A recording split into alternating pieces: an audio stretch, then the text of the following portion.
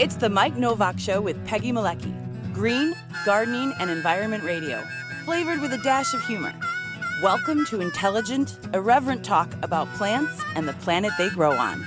Your questions, comments, and participation are always welcome on Facebook and Instagram at The Mike Nowak Show and at Mike Now on Twitter. Good planets are hard to find. Temperate zones and tropic climes. And true currents and thriving seas. Wind blowing through breathing trees. Strong ozone and safe sunshine. Well, good planets are hard to find. Good planets are in demand. Brought to you by Bartlett Tree Experts. Every tree needs a champion. Go to bartlett.com. Jet streams, perfect air.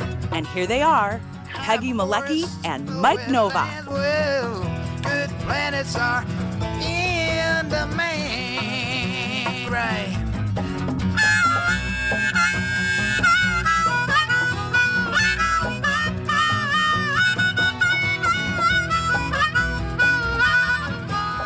And good morning, everyone. Good morning. And welcome to the show. Kind of faded that out quickly. Dan Costas checked in. Amos Barrow has checked in. Hey, guys. Good morning. Oh, boy. Some of these people are here quick. I don't even know if, there we go. It is a drizzly morning. I wanted to wish a friend of the show happy birthday. I know you weren't going to mention it, but it was Basil's birthday yesterday. Where's my other dinger? Let's get it over here. And Santa says, "Happy birthday, Basil." And I will tell him he's out on the front porch, 2 closed doors away. It's funny though. I was watching one of the news shows the other day, and during an interview, it was Brian Williams, who, by the way, is leaving MSNBC. Really? Yeah. Not sure what that's all about. Who knows what the latest thing is? But he's interviewing this woman, very serious matters, late night news program. Yes. Yep. Tighten the tie. And one of the woman's dogs started barking. I mean, and just barked through the whole segment. I love it. And all I could think of is, Basil is much more well behaved than that. And as I said, and we've said before, I love it when we have animal sounds on the show and kids, photo bombing, and whatever. Cats walking across the keyboard. Cats walking across the keyboard. It's reality, folks. That's the way it works. Yeah.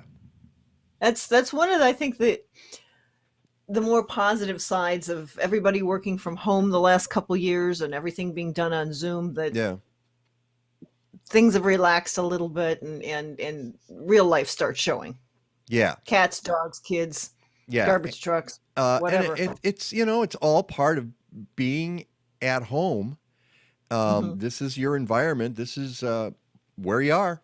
And so it's okay with me. I love it when we have Jessica Chipkin on from Crate Free USA and her bird's squawking. And that's good. That's good radio, my friend. As we used to say in the radio biz. Although back in the radio biz, it was, oh my goodness, and people were always more respectful than I was about that whole thing. Well, I don't want to cause a problem. I'm like, no. I want sound effects. I want life. I want life in the program. So of course, we want to keep our audience awake. Yes, that's it. Exactly. Well, but here's the problem.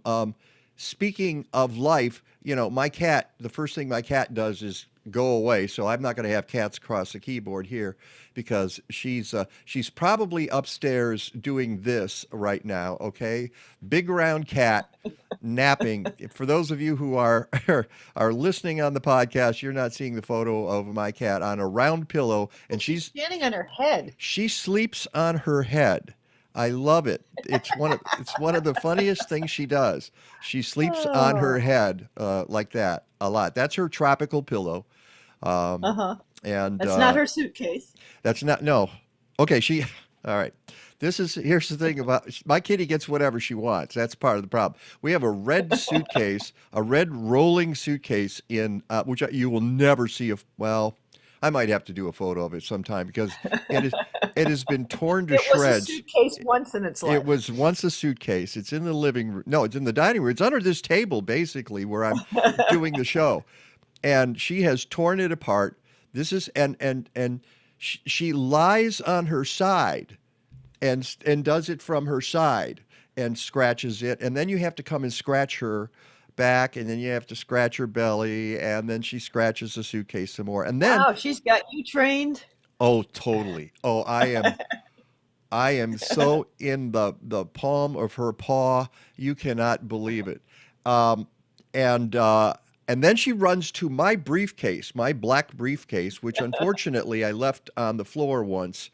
And now that's another scratching post. Now that one's not quite completely destroyed yet, but she runs from the red tattered suitcase to my black briefcase in the living room, and then lies on her side, and then I got to scratch her, and it's all a ritual. You come in the house, if we've been out, we come in the back door, she's run into the suitcase or she's run into the briefcase.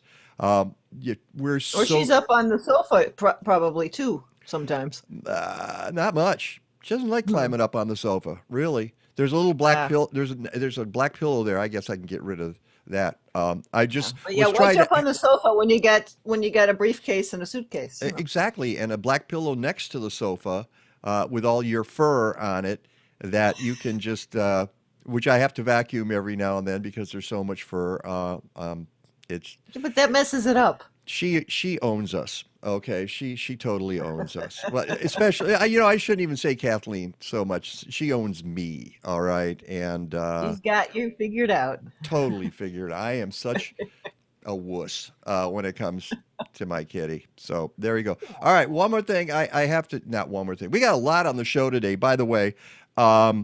This is our nonsense conversation at this point, but it's not nonsense because we're going to get into some stories, some environmental and gardening stories before we bring on our main guest at 9:30, and that is Robert Kourik, who's written this massive book with the sticky tabs in it, Sustainable Food Gardens, and it's Myths and Solutions. If you want to grow stuff in your yard and you want to do it with fewer inputs and take advantage of the world around you to produce the food you grow, you might want to pick up this book because, hey, it just might make a great Xmas present. Santa Claus agrees. Santa's giving the thumbs up. Ho, ho, ho. And it's even on sale right now. And just so you know, yeah, it just launched in October. Yeah, I mean it just got published, and until January 1st, and we've got the link on my website. Go to MikeNowak.net. By the way, 486 full color pages. Full color, you know all about what it is trying to print up full color stuff, Peggy. 453 illustrations, 4,000 entries in a 22-page index.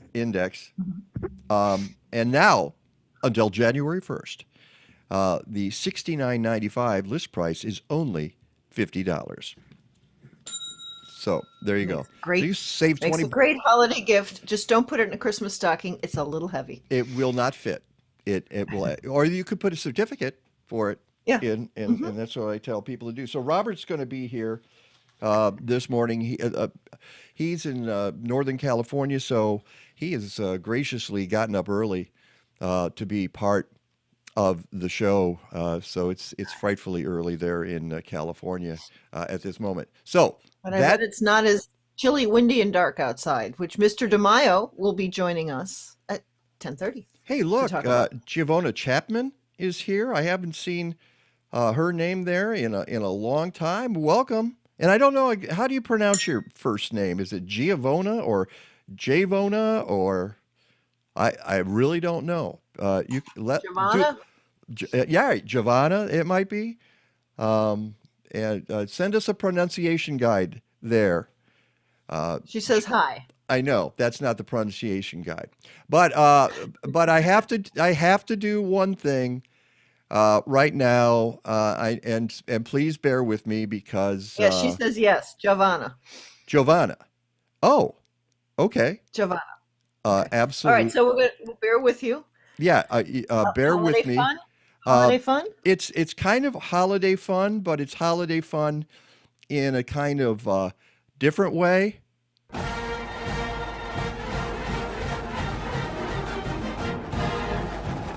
I have to play this.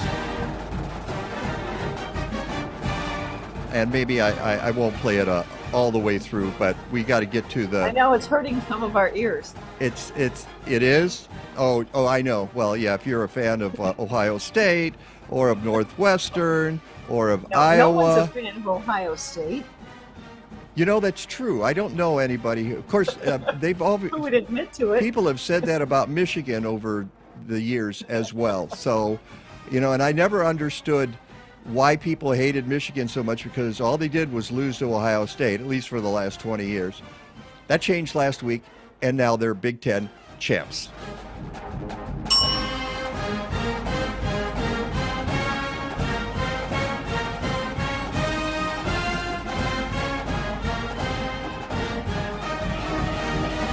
Rah, rah. John Philip Sousa himself said this was the greatest fight song for a college ever written. So there you go. Ba-ba-ba-ba-ba-bum.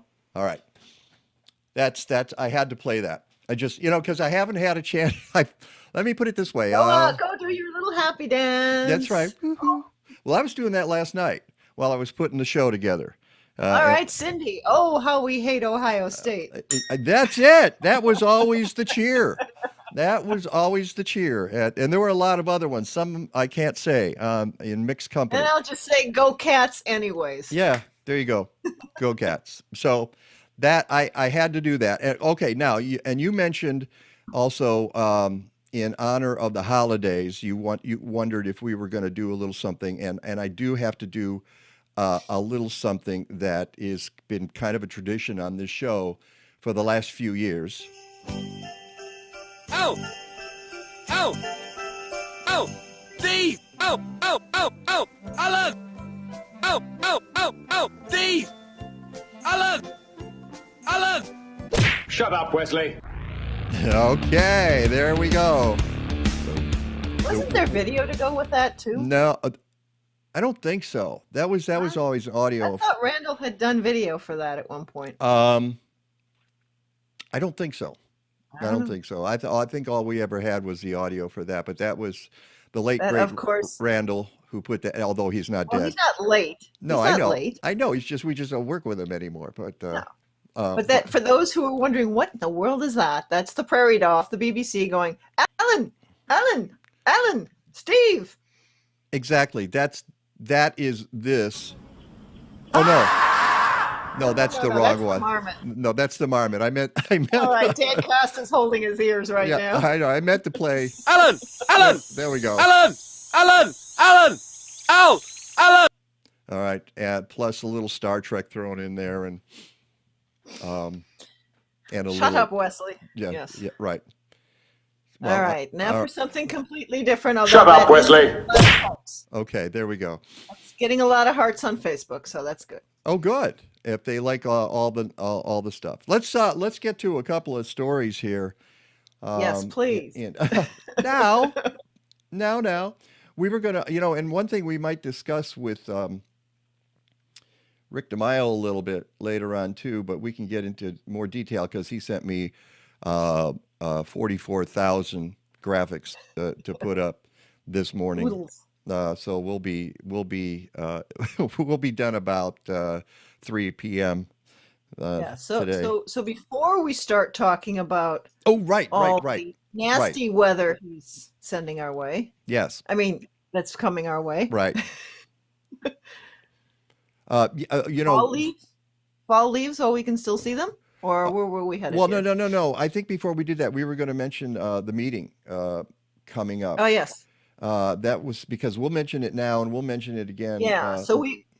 We've been covering Save Bell Bowl Prairie and the whole Bell Bowl Prairie issues happening with the Rockford Airport, Yeah, just so Chicago a Rockford International Airport. briefly at Chicago International, Chicago Rockford Chicago Rockford International National Airport, there is a prairie kind of smack in the middle of it, and it is a remnant dry gravel prairie. The airport announced plans that they were going to do an expansion at the airport, and since they did that announcement, and basically when the bulldozer showed up in August, people have gotten together to say, well, wait a second, what about the prairie? How are we going to save this prairie? And so now there's sort of, the airport called off the bulldozers. They were scheduled to go on November 1st. Now that's being held off until March 1st. In the meantime, folks are trying to figure out a way to save Bell Bowl Prairie, and we've talked about it on our show. There's been a lot of press about it, which is one thing the airport didn't want. Well, too late for that. And now we'll see what happens. And there have been a number of meetings, and there's going to be another one. I got a media alert the other day about the next public meeting to save Bell Bowl Prairie is scheduled for this Tuesday, December 7th, Pearl Harbor Day, 2021. 6 to 7 p.m. Central Time.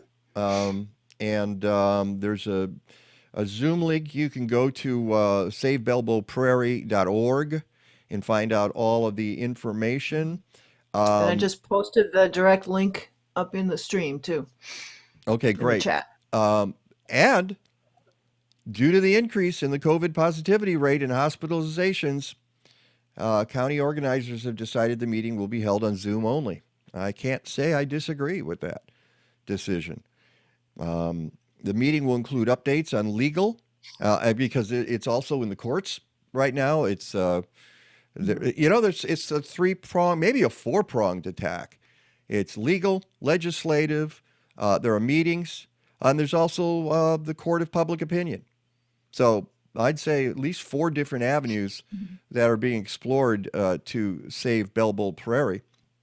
There's going to be information about a fundraising campaign. I don't know if it's the same one that we talked about on the show to defray the legal costs. Next step for people, how people can help, and other updates. So by Zoom only, 6 p.m., December 7th. And as Peggy said, she has put that out on our social media, or at least in the chat here. And it's in the chat. Yeah. And we'll add it to our social media. So wanted to get that out. And speaking of legislative processes, we found out this week that in Elmhurst, there's some interesting things going on, and I'm trying to continuing to go on. Continuing to go on. Or all right. Continuing not to go on, depending how you look at it. Excuse me. Our friend Nicole Virgil, as you know, has been fighting there for 6 years to be allowed to put a hoop house and grow vegetables in her backyard. Speaking of sustainability and food sustainability, and got thwarted by the city over and over again. Took the measure to the Illinois General Assembly, as you know, this past summer. Gosh, it's still this year. It's still 2021. It's hard to believe it's still 2021 and all this is going on. And they passed a law that it's what I always want to call it the Right to Garden Act, because that's how I think of it. But that's not the official title of the act, but it was passed in the Illinois General Assembly. So now what the city of Elmhurst did to throw... They found a loophole. Yep, they're putting the speed bumps in there because that's what they do. I had a little communication with Nicole. Yeah, with Nicole this week, and she said Yeah, they're trying to discourage me because what they're proposing is that a hoop house be 120 square feet. Yeah. And as a lot of people have written to the city, they've had 150 emails or so from folks saying that's not big enough. That doesn't really accomplish what we need to accomplish. Um, Yeah, and and that's the loophole that they're going after of, oh, now let's just restrict, okay, you can put it up, but we're going to make sure it's really small. so the other week, they put it on the agenda, and she went to testify, and it never came up. They said, "Oh, well, we don't have the time to get to it today." Um, and Continuance. so they did it a continuance to this past week. And she went to the meeting. She sent me something just a few days ago. She said she went to the Tuesday meeting. They gave us another continuance, um, and now it looks like they're not going to do anything until January. And Yeah, they heard part of it and didn't finish the discussion, from what I could tell. right, and some of the commissioners in the city of Elmhurst support the 400 square feet that most people are asking for. They think that's a reasonable compromise because apparently a lot of municipalities say 500 square feet. I don't know why they wouldn't go with 500. It's a suburb. Elmhurst has land. It's not like the city of Chicago. There's actually space. Some places in it, you know? And part of the problem also seems to be even the headline on the article that ran in Patch. And the Elmhurst panel divided on bigger garden tents. They keep Tents. calling it a tent. and it's okay. Let me just say that the Patch article is kind of ridiculous. All right. Yeah, I I'm glad. posted the I'm glad. link, by the I'm way. glad they covered it.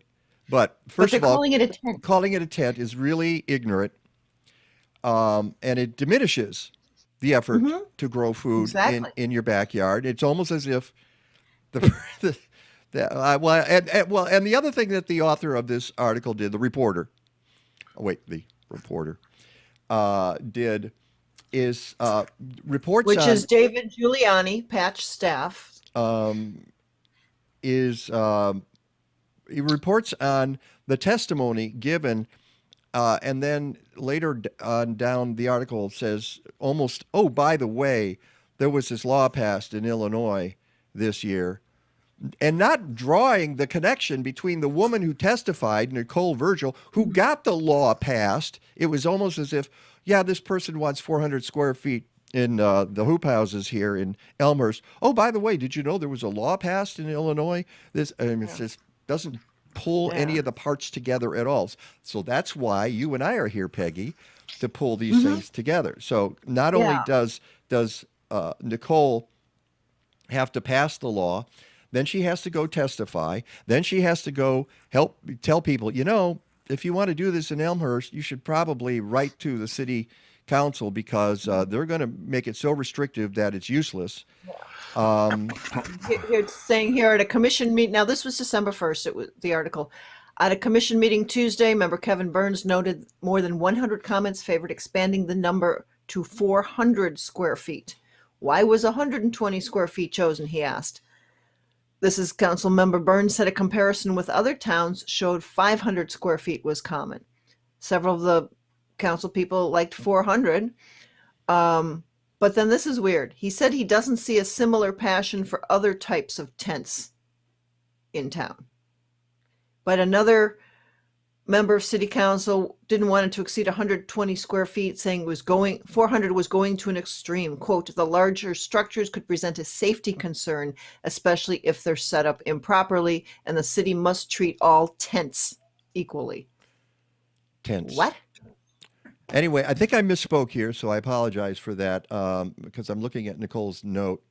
And I'm not sure what the Patch article says, but she says they came up with all kinds of questions and concerns, which they now need city staff to explore in detail. They have continued the meeting to give city staff more time to explore the topic and have continued again until Tuesday the 7th.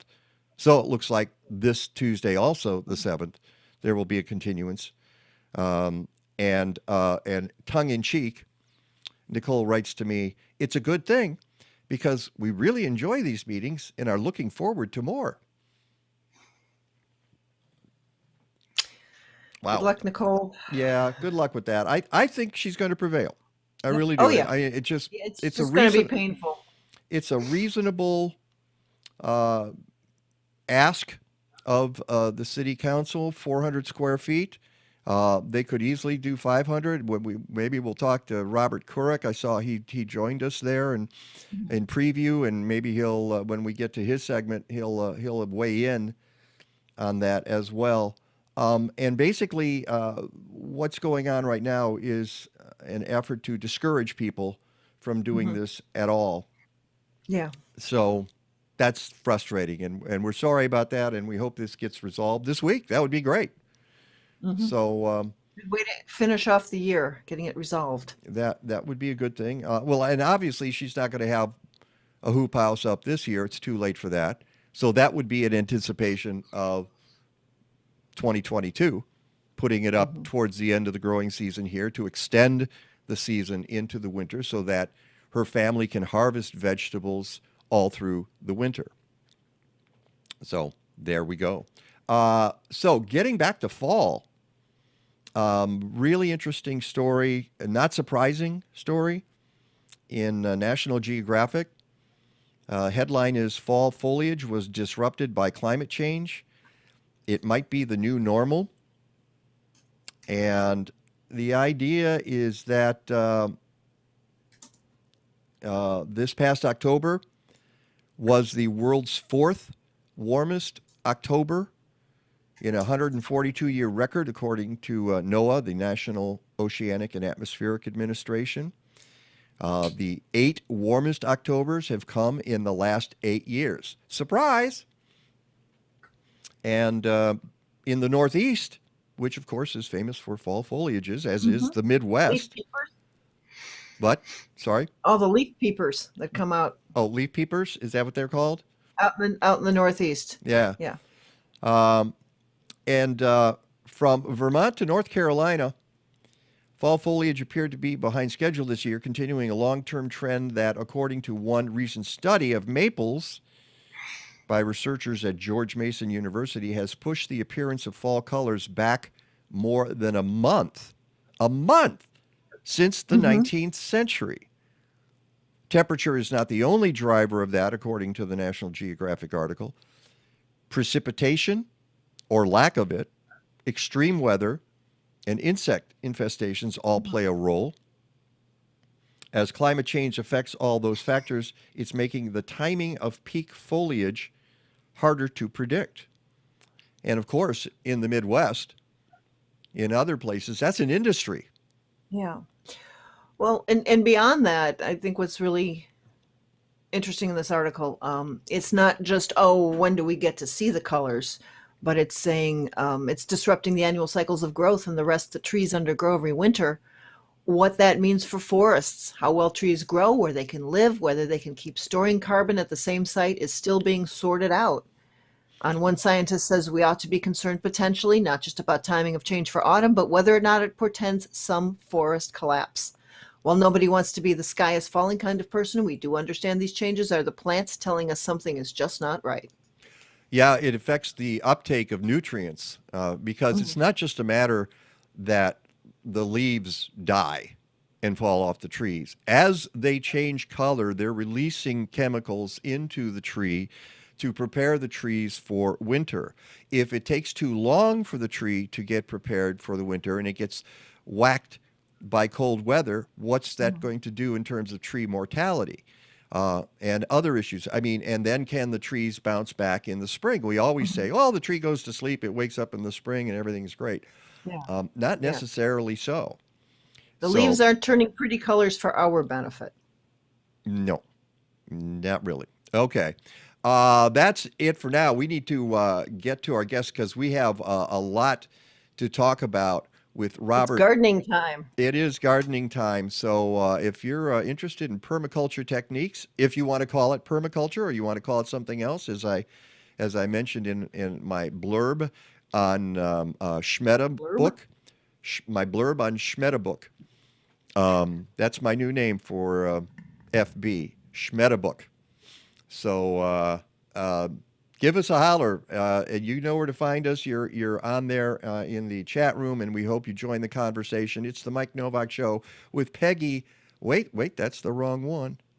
Is it? Oh no, that's the right one. Okay, sorry. Thought I had the wrong breakup. So yes, I know. Can't Would you look in there into the file and see if I got the right one up here? Okay, we'll be right back.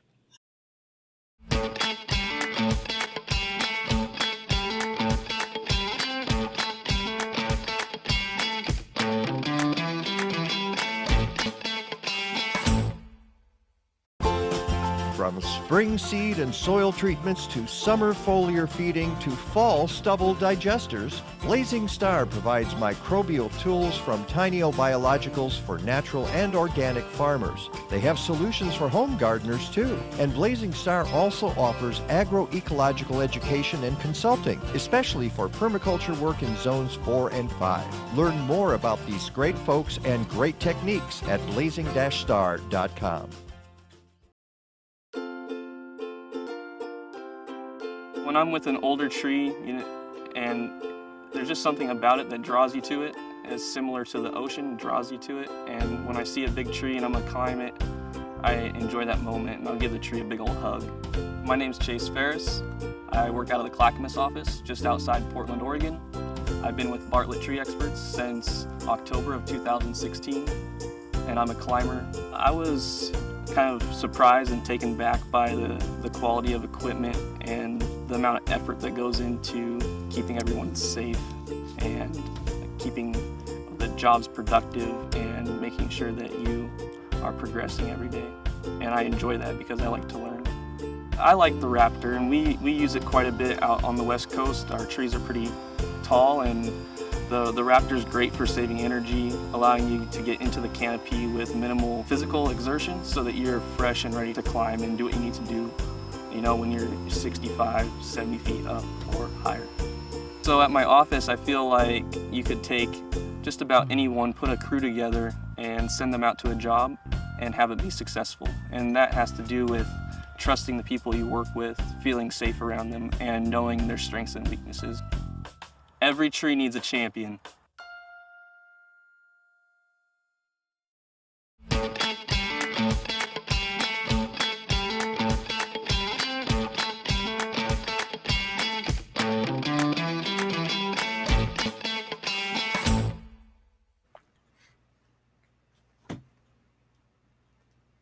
Now Your mic's off. It would be better, you think? Welcome back to the Mike Nowak Show with Peggy. No, I was just messing with you. I want to do. Okay, sorry. Well, so Domenico D'Alessandro, Yeah. before we get to you, Robert, is watching, and he says, I was in Ann Arbor on the day of the game against Ohio State. It was a zoo. Congratulations. I'll bet you. Were you at the game? Or did you just... No, he said he was in Ann Arbor. Probably for something else completely different. Yeah. Hey, Robert, I'm going to ask you to tilt down or tilt up a little bit so we can see a little bit. Like this? There we go. Perfect. There you go. Okay. Absolutely perfect. And then when we get to the wider shot, you'll have a little more headroom, but there we go. That's Robert Kourik, folks, and he is the author of the book I hold in my hand, Sustainable Food Gardens, Myths and Solutions.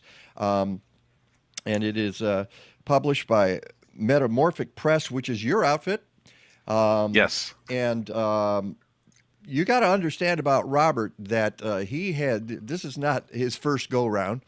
He's authored a number of books. Is it 18 or 19 books? 18. This is number 19. Oh, this is number 19. Okay. Ooh, okay. Yes. And so I will have to fix that because I thought this was number 18. Yeah, I thought so too. Yeah, well, that's because I wrote it on my blog post. So, but that's why we ask the questions so we can get it absolutely right, including a book called Designing and Maintaining Your Edible Landscape Naturally, which was written in 1986 and amazingly is still in print. Yes. That's quite pretty popular. Yeah. Well, that is a great accomplishment. I know authors who have had books in print for a couple of decades, and it's quite a feat to have it that long. So you're going on like what, 25, no, 30 years, whatever. I can't count. But at lot. any rate, a lot of time. Thank you. And so the first question I have to ask you is because Designing and Maintaining Your Edible Landscape is a very popular book. It's sold over 50,000 copies. As I've told people on this show many times, horticulture is not lucrative. Very few people make a fortune in horticulture or even do that well.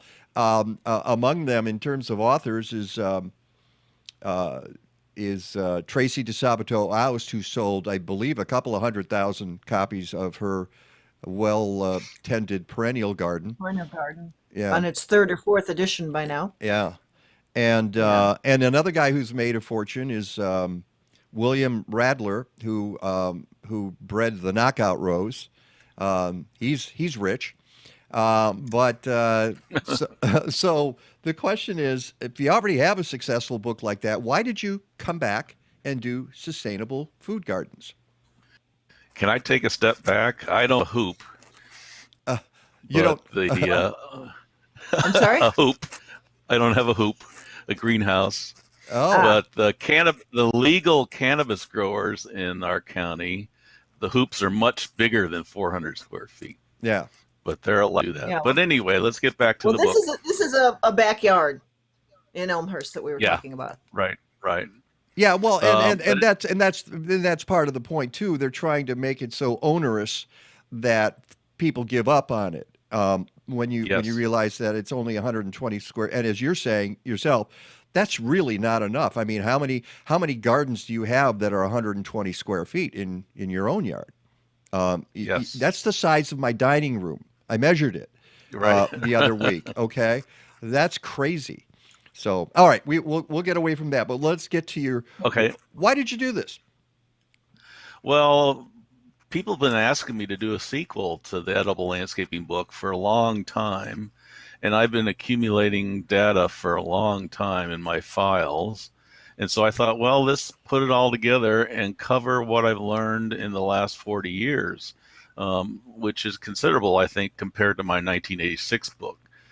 So I was very happy to do it. And the pandemic, whatever you call it, pandemic made it possible. And so I spent 15 months, 40 hours a week plus putting the book together.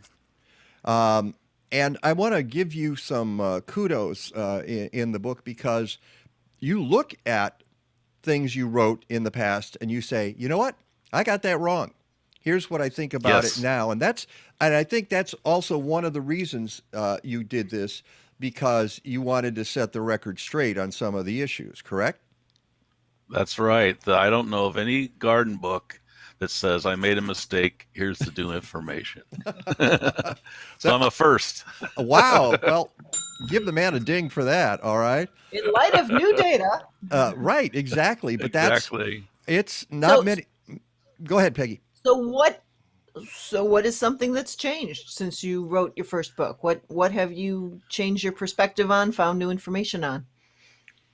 Well, there's a concept called dynamic accumulators, and it's very popular in the alternative sustainable gardening world. I developed the phrase in 1986 with a 3-page chart on dynamic accumulators. And that's what it means is a plant that accumulates more nutrition of a certain type than other plants. Now, legumes are famous for accumulating more nitrogen than other plants, but other plants like comfrey might more calcium than some plants. But the chart in 1986 was based on anecdotal information from 6 other gardening books. And since that time, I realized, well, that's anecdotal. Let's find the science on this topic.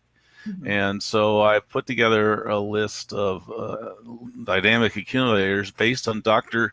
James Duke's work out of the USA, where he actually analyzed the tissue of hundreds and hundreds of plants, mostly edible, and came up with a ranking of dynamic accumulators. And what's fascinating is in about 20% of the time, it matches my list in 1986, but in 80% of the time, it's new information. Wow.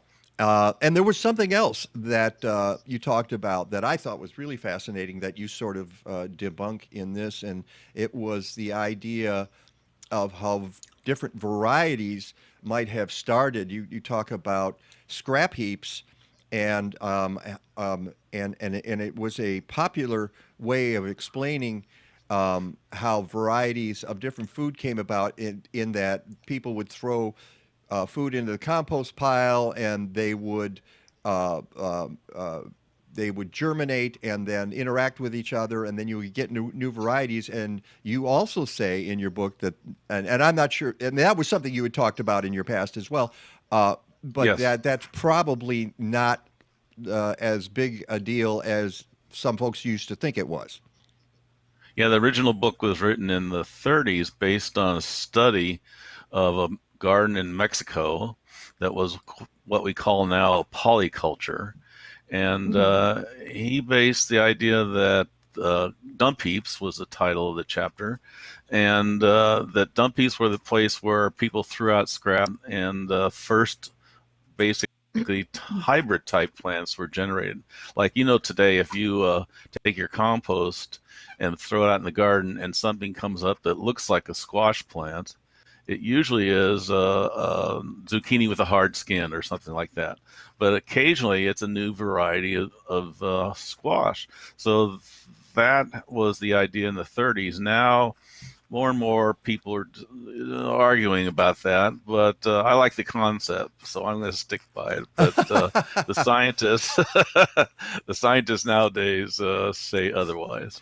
Well, boy, it resonates. It's a feel-good story. It's like, yep, throw it out in the compost heap, and they'll hybridize, and you'll come up with something that nobody's ever seen before.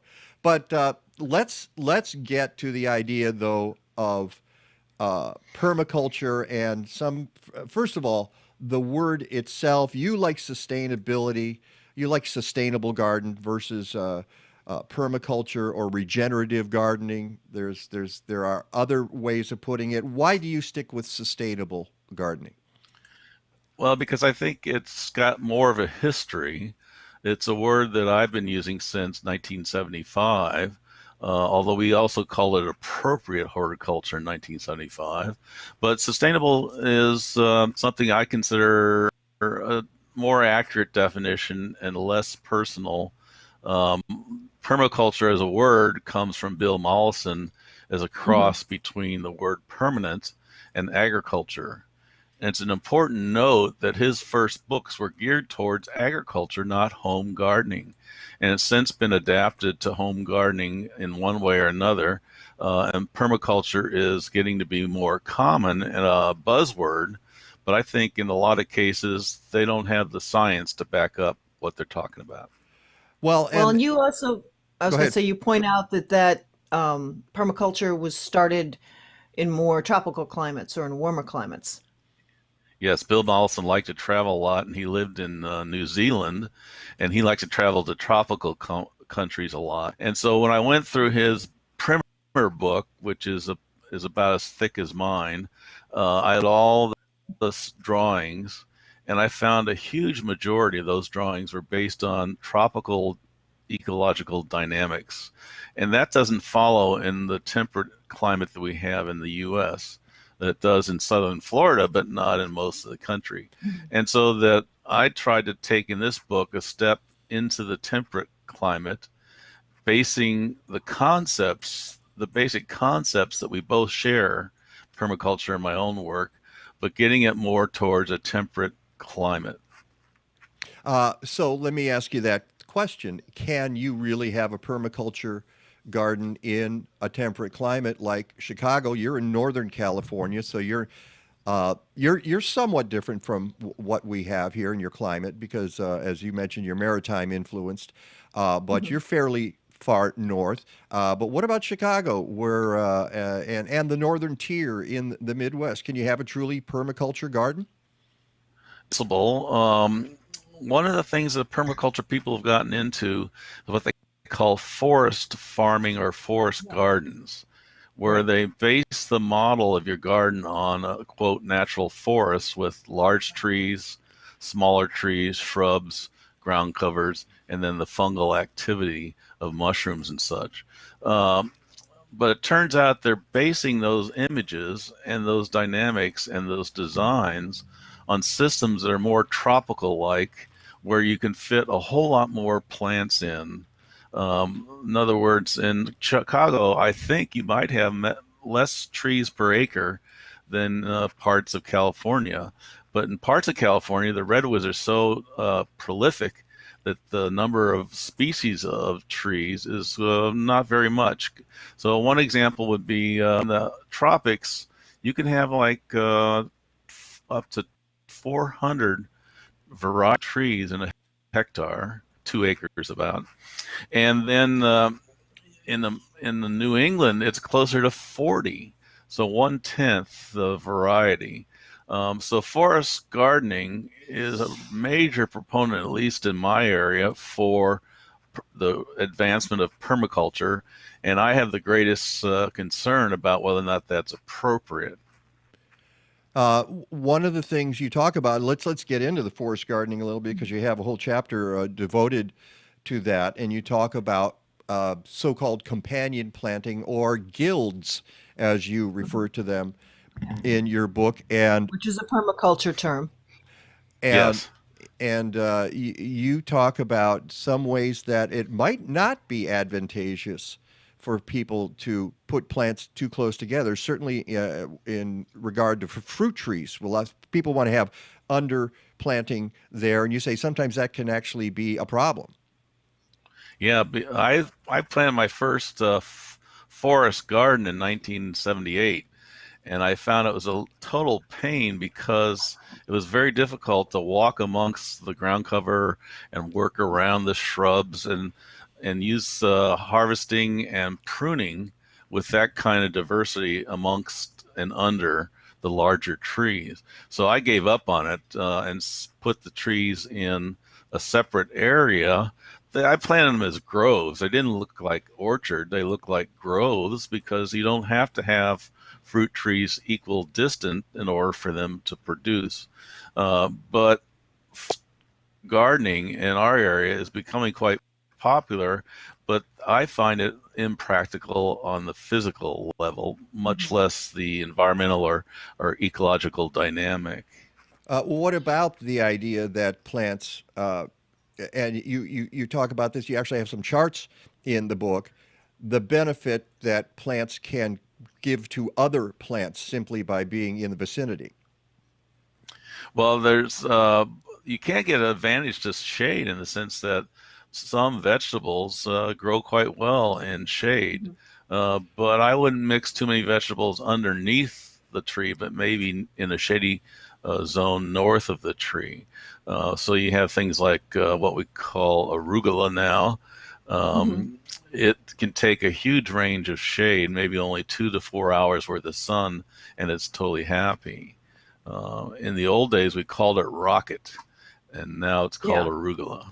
A rocket arugula. Yeah. Yeah, And of yeah. course, and I have Peggy and I both have the perfect yards for arugula because neither of us has a ton of sunlight. I want I have a number of things I want to show here. You have a lot of graphics in there, and it helps explain some of your concepts. And you mentioned to me that this is one that you wanted to talk about.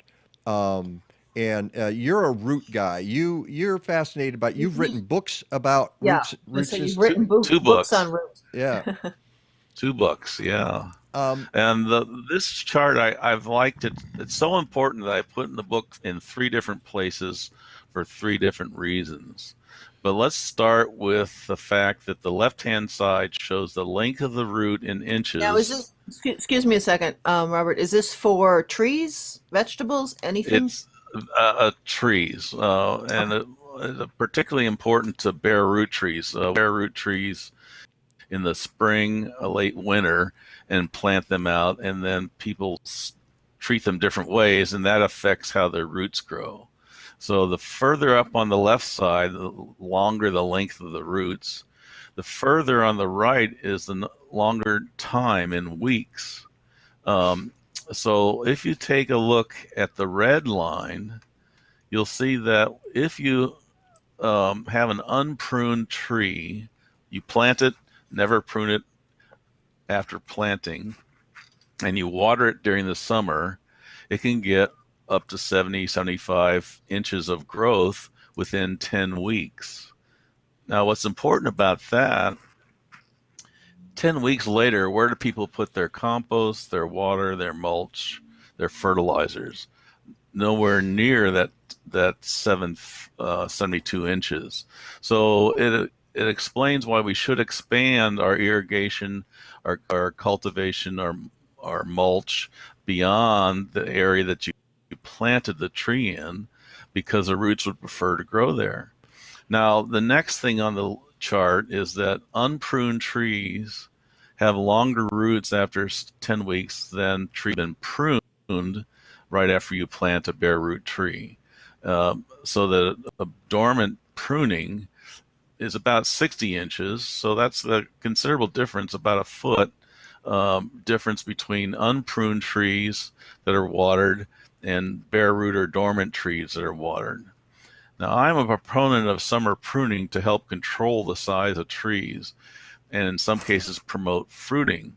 Well, if you summer prune a tree, the roots are affected because that helps dwarf the tree, and you're only getting 40 inches of growth on the root system in 10 weeks. Now, if you go down to us, so to speak, in the West, and we never water, and the trees have to deal with drought throughout the summer, you're getting less than 5 inches of growth sometimes during those periods because of the lack of water in part. Okay, so what I want you to explain to us, looking at this, what is the preferred? What are the advantages of each of those levels? Okay, an unpruned tree develops the most ambitious, prolific system, and that really helps the tree get off to a good start. So what I prefer is if the bare root tree you buy has a decent scaffold, a good branching system that's not totally out of whack, never prune it the first year. And you'll get the best growth of the root system, which develops the best scaffold by the second year. So that when I plant a bare root tree, I prefer not to prune it. But if you got one branch that's totally out of whack, or one branch that's too close, or one branch that's broken, you can prune it. But the least amount of pruning you do in the first year, the better the root system will be, and therefore the better the top of the tree will be. So like in dormant pruning, sometimes those branches are in the, quote, wrong places, and you need to prune them back to encourage wider growth, let's say. You're going to reduce the growth of the root system, and it only grows 5 feet as opposed to 6, 7 feet.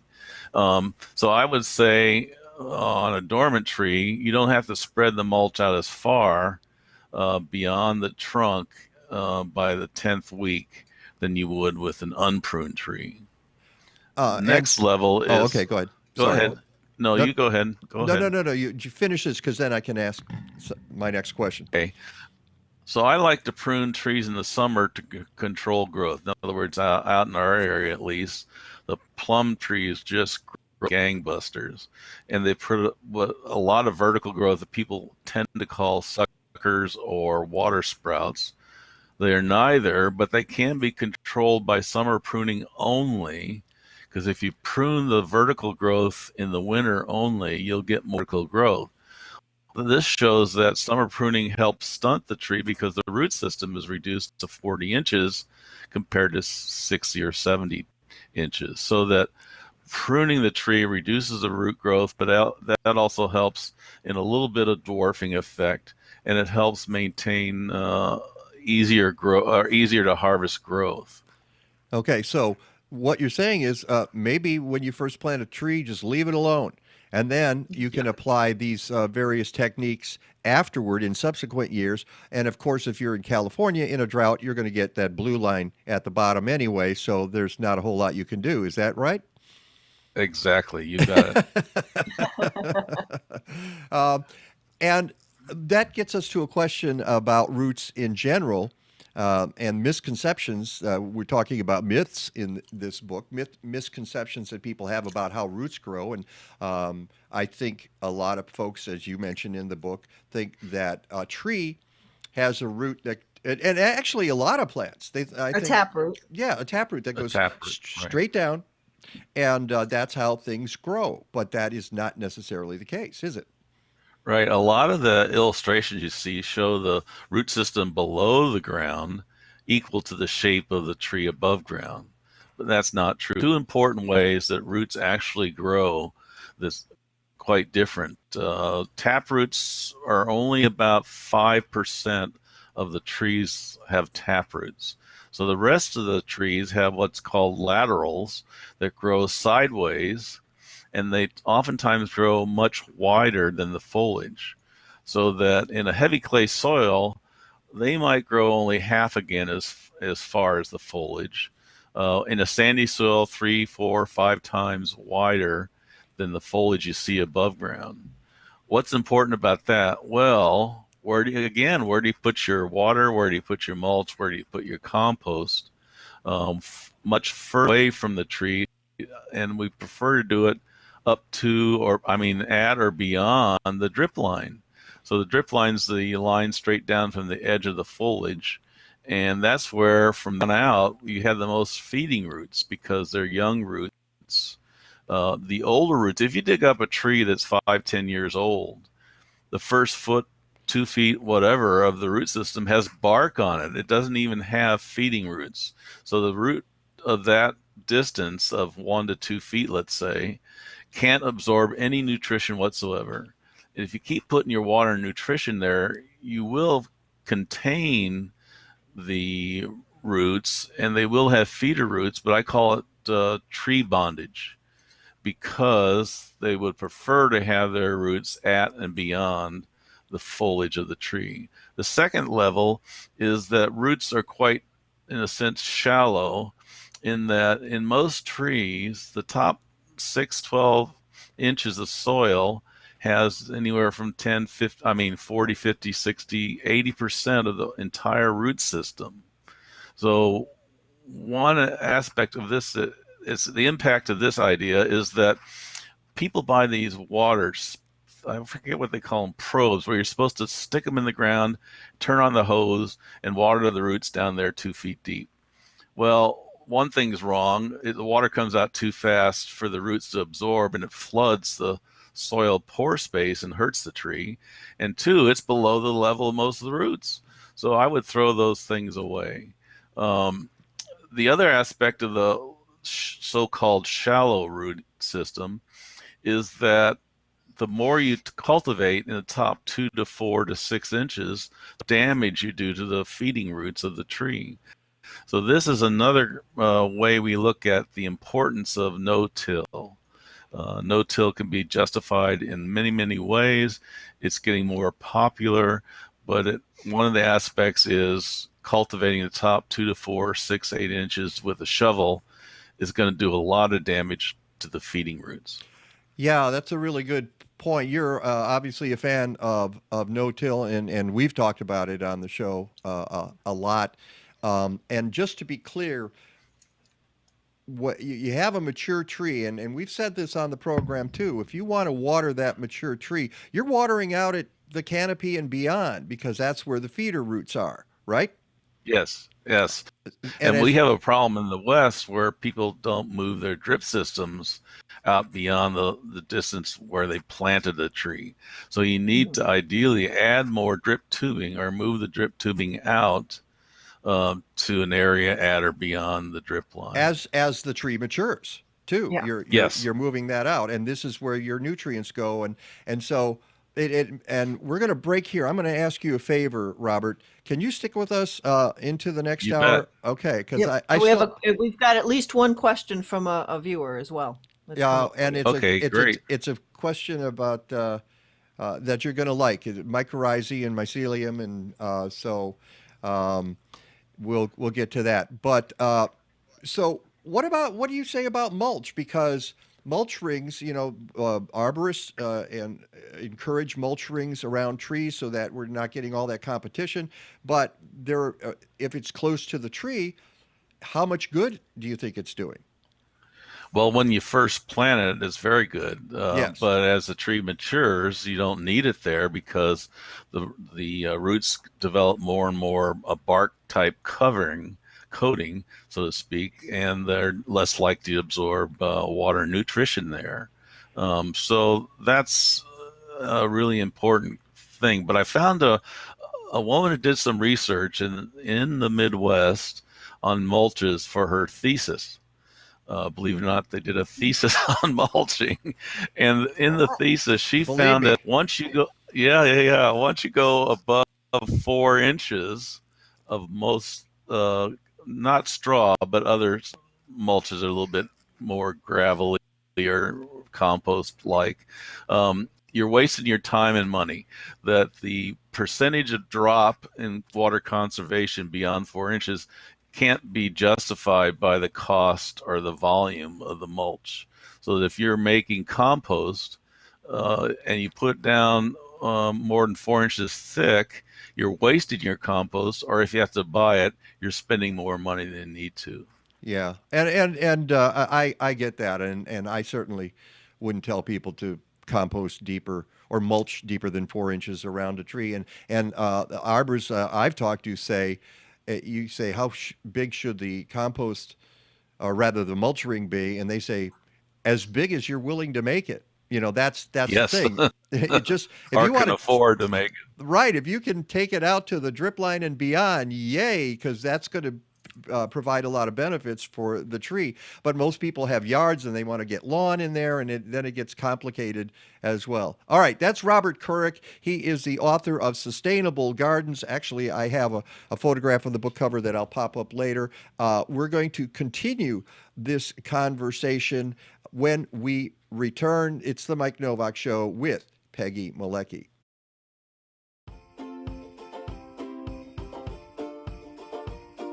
A big hello. From all of us here at Bartlett Tree Experts. Whether we're up in the trees, On the ground. in the office, or in the lab, We really do love our work. We feel so lucky to share our passion. for trees with you. And we want to say Thank you. For choosing us as your tree service. We look forward to working with you. Season's greetings. Feliz Navidad. Happy Hanukkah. Merry Christmas. And Happy New Year.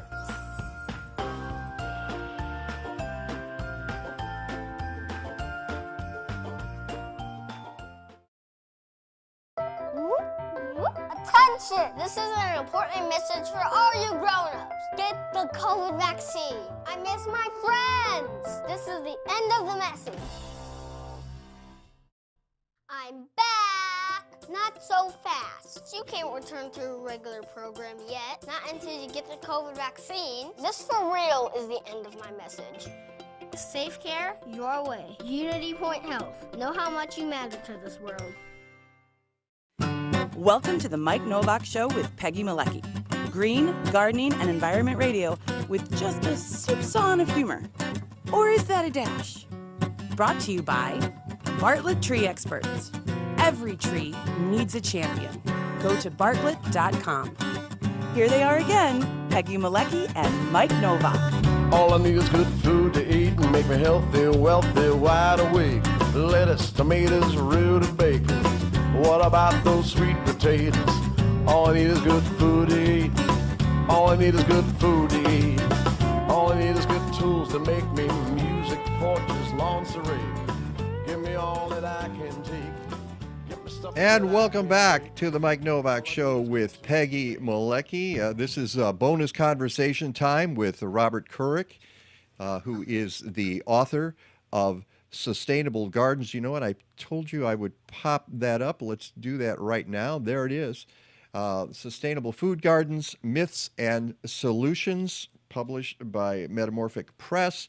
And we should mention, right at the get-go here, Robert, we did talk about this in the first part of our show, that you've got a deal for folks if they want to get the book now before the end of the year.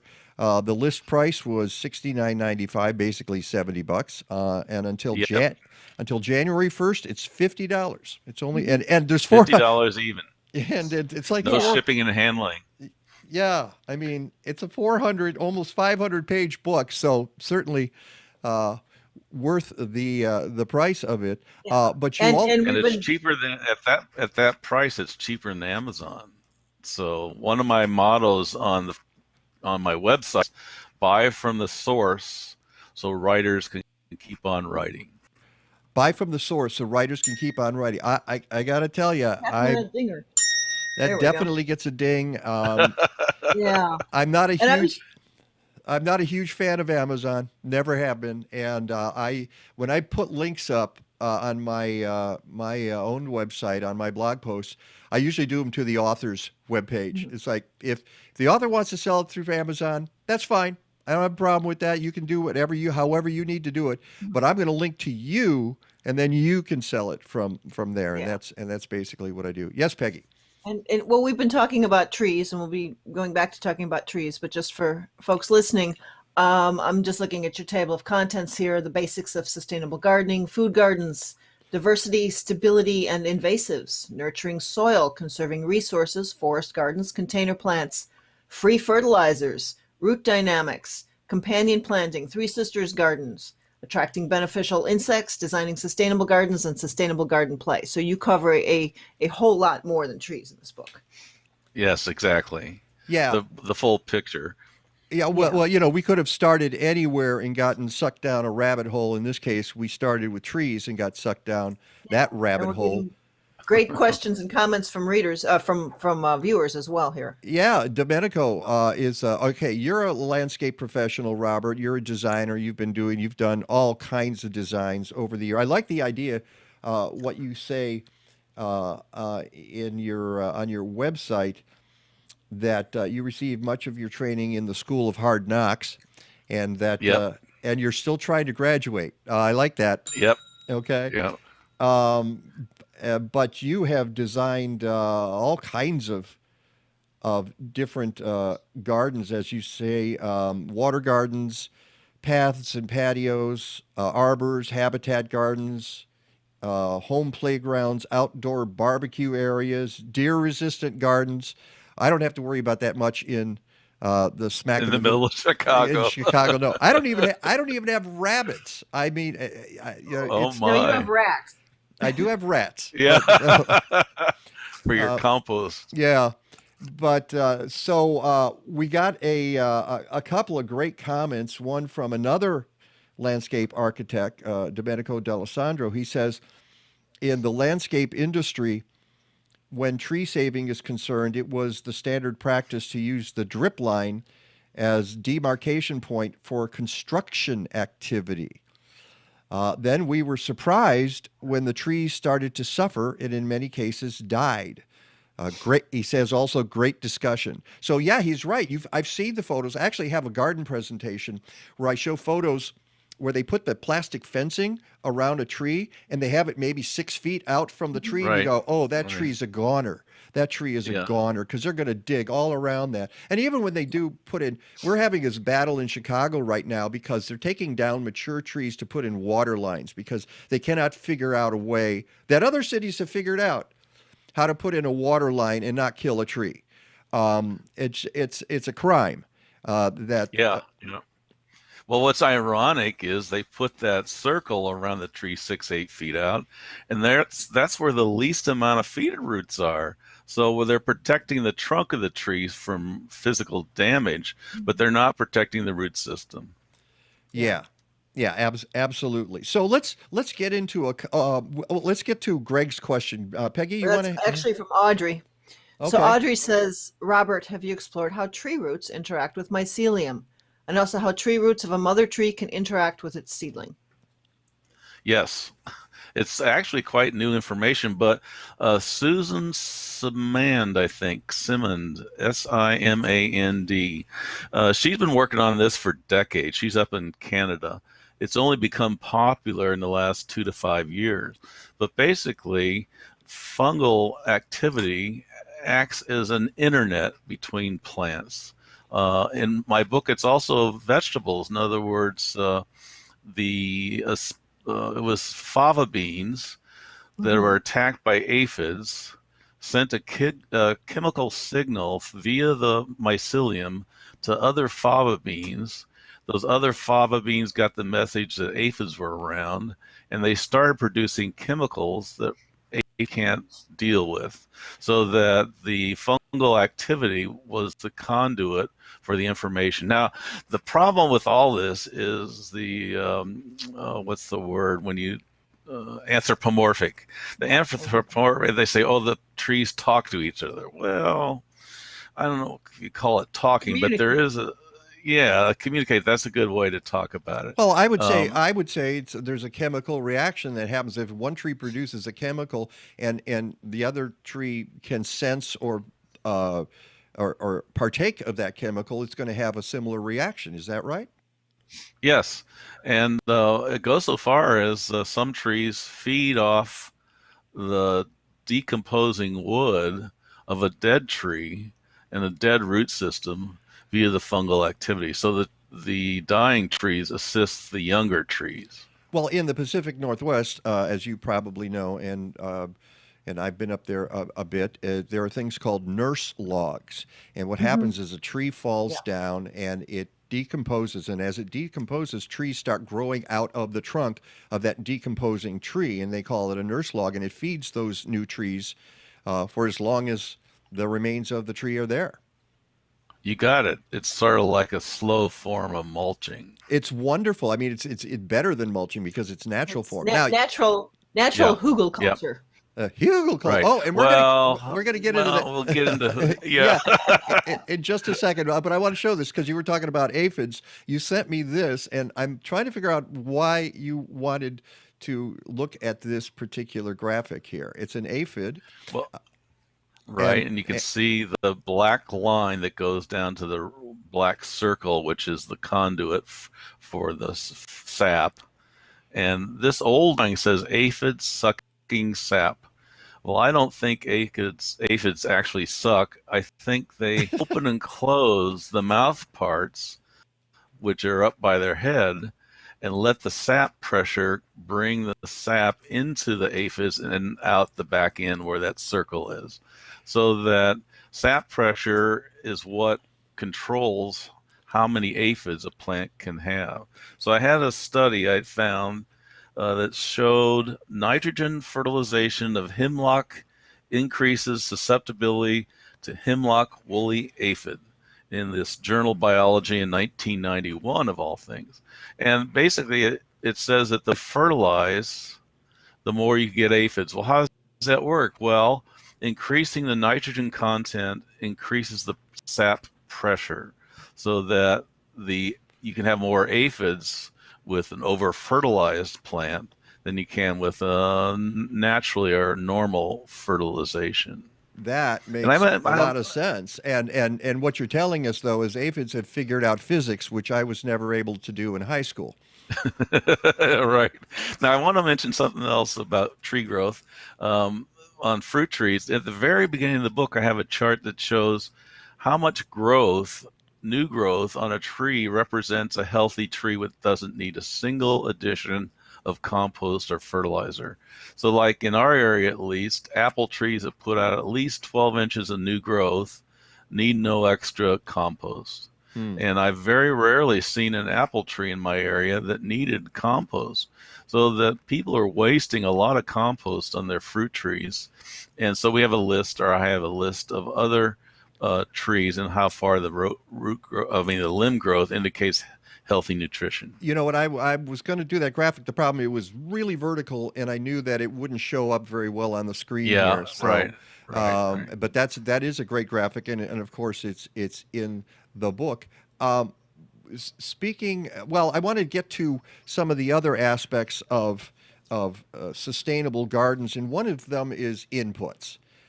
You talk about, and speaking of fertilizing, over fertilizing, over mulching, all of that. The goal of a sustainable, and let's use the quotes, air quotes here, sustainable garden, Right. is to use as few or as little in the way of inputs as possible.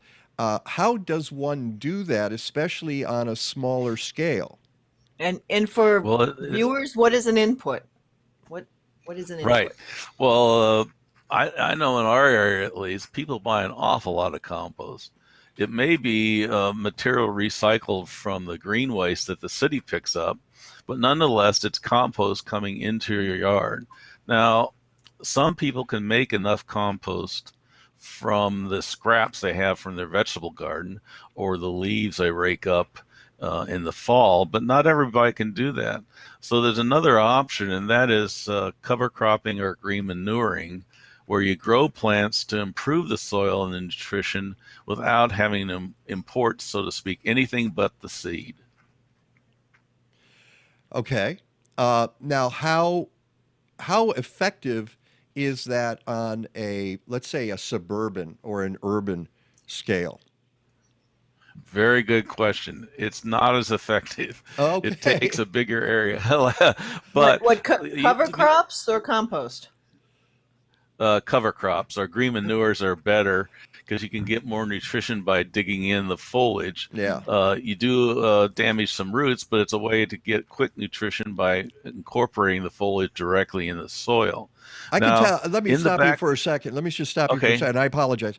And for instance, in my yard, and as I've mentioned to you, it's a tiny, tiny city lot. If I were to use cover crops and green manure, I would be planting it in places where I was probably going to endanger some of my perennials because I have such a small space there. So You have like a little 1x2 cover crop. right, exactly. By your And plants. it seems to me that probably doesn't do as much good as my just leaving the detritus and the leaves in the fall to decompose over the winter and use that to provide nutrients. And of course, I have a compost pile and it's not possibly big enough to add compost to the whole yard, even my tiny yard.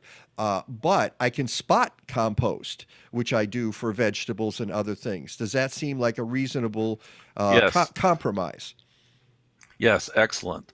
Now, I want to mention in the back of the book, I talk about in England, they have people that like to garden without bringing in any manures whatsoever. So they're vegan or vegan. I don't know. I said vegan garden, and they don't bring in blood meal, bone meal, or manures, and they get healthy gardens. And how do they do that? They have a section, usually about 1/4 of the vegetable garden is in the soil improving cover crops or green manures. And so they rotate around the garden plot so that 1/4 is grown with a cover crop for 1 year. The next year you might grow tomatoes there.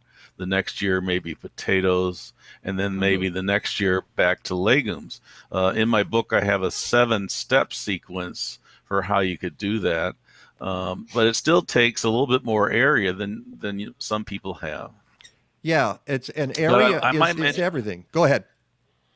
I might mention when I traveled in England, almost nobody has a backyard garden. They have what they call allotments, which we call community gardens in America.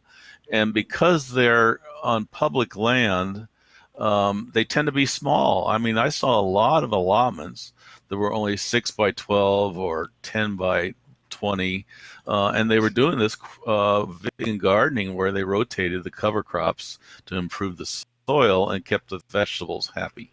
Okay, and you mentioned a second ago, or it came up, hugelculture. I mean, the only reason I talk about it is so I get to say hugelculture. And we have a couple of people, or actually one who's writing about this, Jeannie, says, I tried hugelculture but was not satisfied with the results. Is there a size or way to do this that I'm missing? Several years later, that bed is awesome, though. Well, I'm betting the bed is awesome because the one thing you did right was add materials that were going to decompose on the site, and you're probably just feeding that soil right now with that. But as you mentioned in the book, Robert, hugelkultur can be a little bit problematic. Yeah, it's problematic. And one, it takes an awful lot of material the way they do it now. About here, at least, there seems to be a contest. How big a log can you bury in it? How big a trench to have a hugelkultur? And so that's, quote, long-term decomposition. But basically, most people don't have that much raw wood, so to speak. Not in my yard. I got a few twigs, right. But I'd have to import. And again, we talk about inputs. I would have to import a huge log. It's going to take up a huge amount of space in my yard, and it's probably not worth it for me.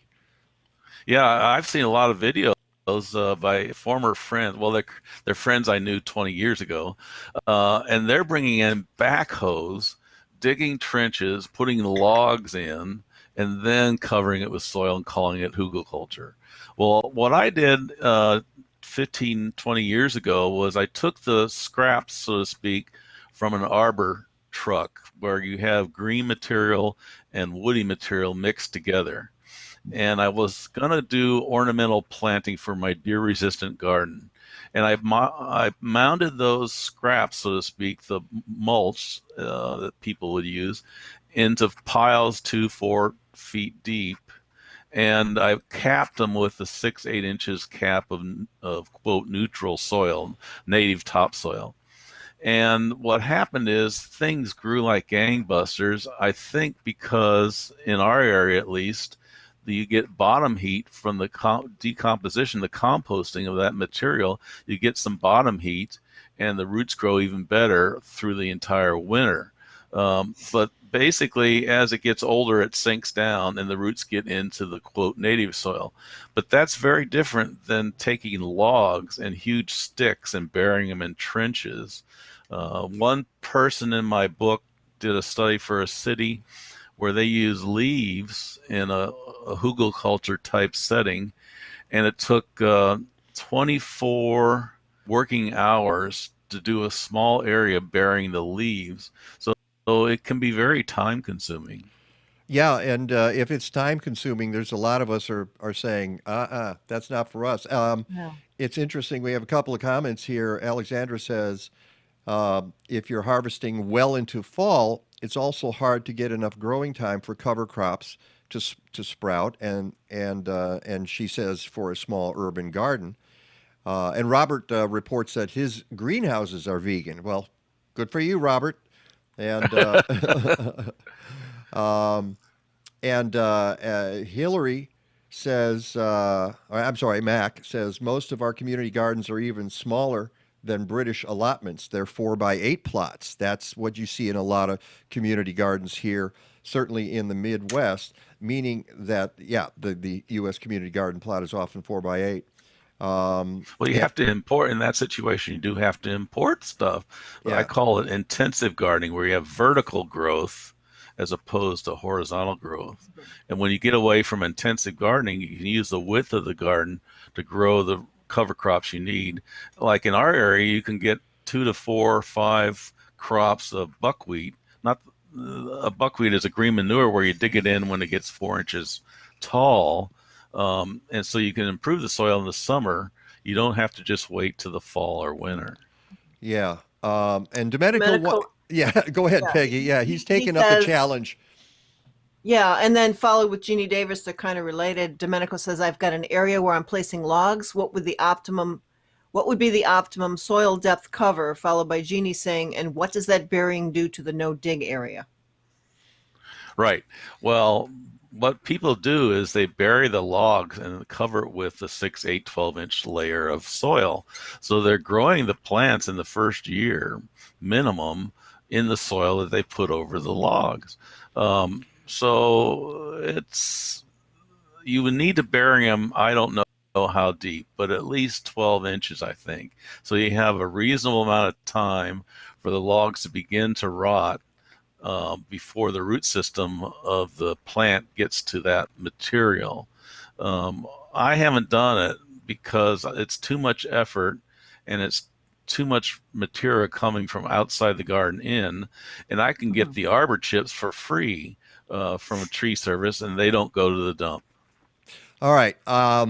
This is going to end up being, it was going to be a half hour. This is going to be an hour conversation here. So we're just running through to the bottom of the hour. I want to pop a couple of other things in here because these are things you talk about in the book. And I was kind of fascinated by this chart, frequent versus infrequent irrigation. And one of the things one of the bits of advice you give, which I really thought was interesting, was about watering and how people, when they're blasting with their sprinklers, are actually sometimes watering too much because the plants can't handle it, and that if you did it on pulsed watering, where you turned it on for a few minutes, turn it off for a few minutes, turn it back on for a few minutes, you might actually be more effective.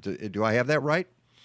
Yes, you got it. And they used to do that in the old days in the botanical gardens in New England, where the gardener would turn on a sprinkler and then go garden, come back, turn it off, go garden, come back and turn it on. And so that the pore space kept some of its oxygen so that you didn't get the stress of a water-sogged pore space damaging the young roots. So what are we looking at in this chart? graph? Yeah, thank you. Oh, this chart, we see that the dark blue is watering on a frequent basis, but small amounts of water. In other words, you don't just turn on the hose and pour it on there every time you water. You do frequent irrigation, but tiny amounts of water so that you maintain that pore space. In the top 30 centimeters, you have more growth than the next 30 to 60 centimeters. And basically, the growth in the top 30 centimeters is considerably more root growth than infrequent irrigation, and still down 30, 60 centimeters, you have a reasonable difference. But what's important about this chart also is look at the 30 versus 30 to 60.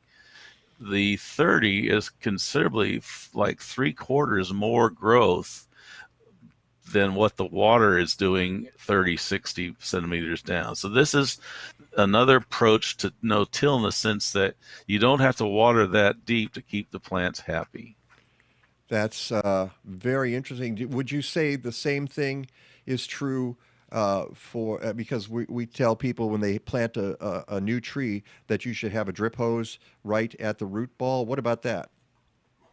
Well, what I like to do when I plant a tree, bare root or not, is put the drip tubing at the interface between the so-called hole and the soil that's uncultivated. I plant only in mounds, but I still put the drip emitter at the edge of the planting area. And then as the tree grows, I either add more drip system or I have another drip system waiting there, so to speak, to irrigate the new roots.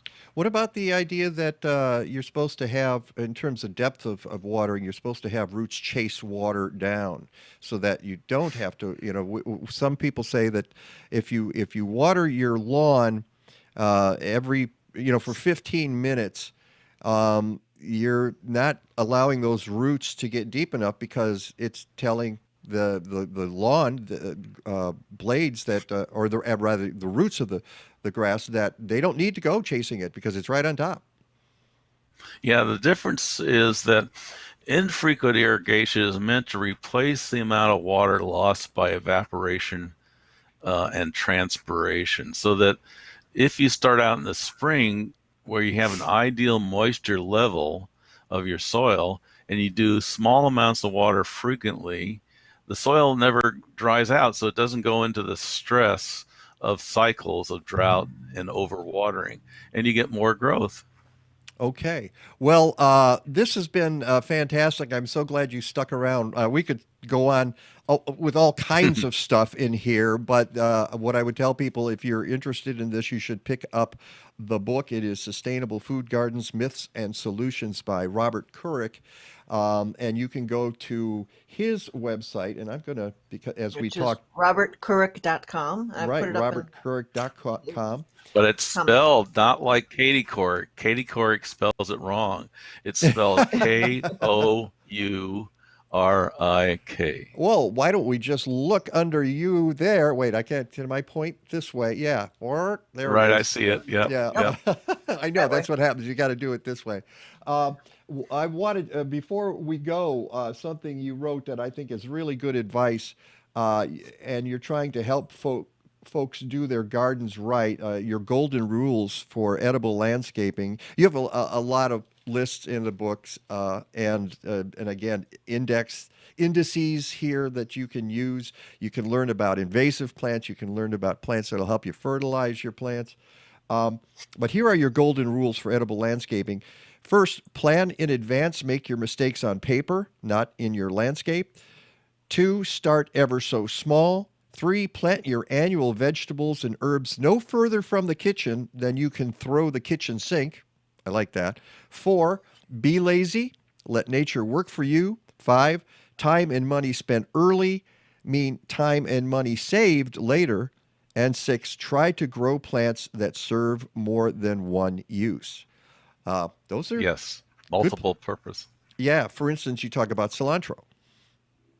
Yeah, cilantro, if you let it go to seed, is coriander, but in the process of blooming, it's very good at attracting beneficial insects. Yeah, and we didn't even get to the beneficial insects part, but oh well, that will have to be for another day. Robert Kourik, thank you so much for being with us and spending the extra time with us. And again, don't forget that if you order one thing we did not mention, if you order the book before this Friday, the 10th, you can get it for the Christmas season. You can get it before Christmas. So if you want to do that and get it for yourself or for somebody else and you want it before the big holiday, do it by this Friday. But otherwise, you can get $20 off by ordering until the new year, until January 1st. And you can do that by going to the links that Peggy has posted and at MikeNowak.net. Did I get that right? Great for having me. Okay, yep, Robert. You got it. Okay. Robert, happy holidays to you. Thank you. Thank you. You too. Enjoy don't get too much snow. Oh, you know what? We're going to talk with Rick DiMaio coming up, our meteorologist. You might want to watch us about the lack of snow in the middle of the country. Yes, Peggy. Before we go to break, I also just want to put the info back up about the Bellbowl Prairie meeting too. So. Okay. Yes, we were going to mention that again, but the Bellbowl Prairie, we're trying to save a remnant prairie here. Wish us luck, Robert. Yeah.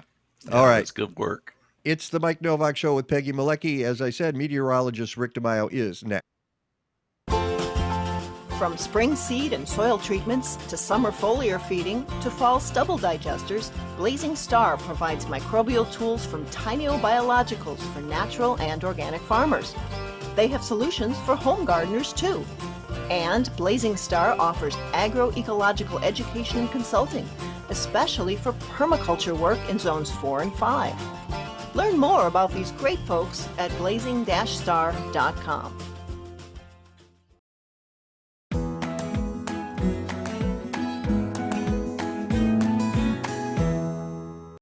Andrew at Urban Greens. Hey, this is Joel. We are an indoor hydroponics farm in the Twin Cities. We grow lettuce, greens, and herbs and deliver them year-round. And for the last year or so, we've been growing with Happy Leaf LEDs. Yeah, before that we were using LED light bars from some of the big guys, Philips, GE. We ran into Poly a little over a year ago at a market outside Chicago, and since then we've been on the Happy Leaf train. Yep, and a year in, we are extremely pleased with how they perform for us. We have some rainbow chard here growing. We get excellent growth. The growth is quick, leaves are thick, plants are sturdy, and Happy Leaf LEDs have worked well across all of our plant varieties. Yeah, we use them for our seedlings as well, and that's honestly where we've seen some of the biggest improvements. Seedlings under Happy Leaf are coming in full and thicker stems than what we've seen under the other lights we've used.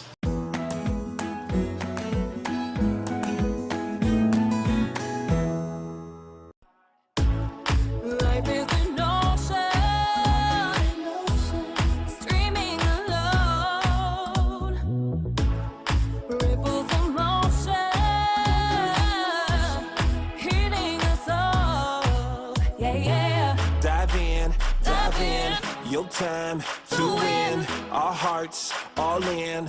Let's let the fun begin. Take a dive, take a dive, take a dive. I see you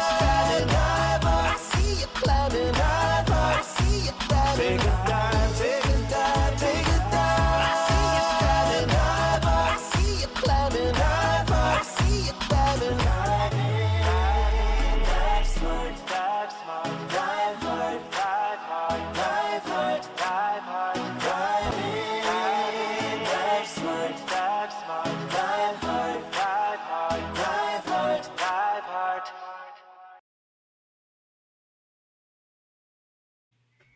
And welcome back to the Mike Nowak Show with Peggy Malecki. I don't see Mr. DiMaio yet, so what I'm going to do, and you can text him if you want. I assume he's going to be here. I will be finding. But I want to show you something that I'm glad I prepared this. I picked this up. We're going to be, first of all, look at this graphic. It is blizzard warnings in Hawaii. If you look at the orange. Yikes. Yeah, I know. They've got high wind warning, high surf advisories, and flood watches on all of the islands. Looks like flood watches, all of them. But blizzard warnings in 2 spots on the Big Island at Hawaii, which is really nuts. And so there's this. Let's make sure the audio is on. There's this as well. Although much of the country hasn't had much snow in recent weeks, Hawaii is about to experience its second snowstorm in a few days. The National Weather Service in Honolulu, Hawaii, has released a report for the highlands of the Big Island of Hawaii. Several inches of rain fell on Mauna Kea, prompting authorities to close roads due to ice and snow. Tomorrow there may be up to 4 inches of snow, according to the National Weather Service. Snowstorms significantly reduce visibility at times during periods of zero visibility, the National Weather Service warns. Seeing a winter storm means that there is the possibility of significant accumulations of snow or ice that could affect the summits. Anyone planning a trip to the summits, including tourists, should keep an eye on the latest forecasts and consider postponing their trip until the weather improves. While most people don't associate the tropical paradise Hawaii is known for with snow, they are surprised to learn that it snows in winter due to the elevation of these volcanic peaks. Mauna Kea is the tallest of these at 13,803 feet. Halikala on Maui is much lower at 10,023 feet. Because of this difference, the island of Hawaii will snow more frequently than the lower island of Maui. In just one storm last January, the island of Hawaii received 2 to 3 feet of snow and deeper snowdrifts.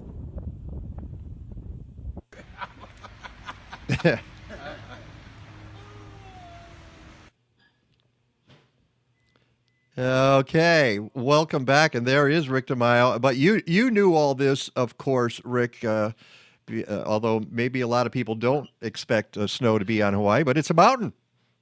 So yeah. I mean, by the way, sorry for coming late. I was walking my dog and got kind of sidetracked there.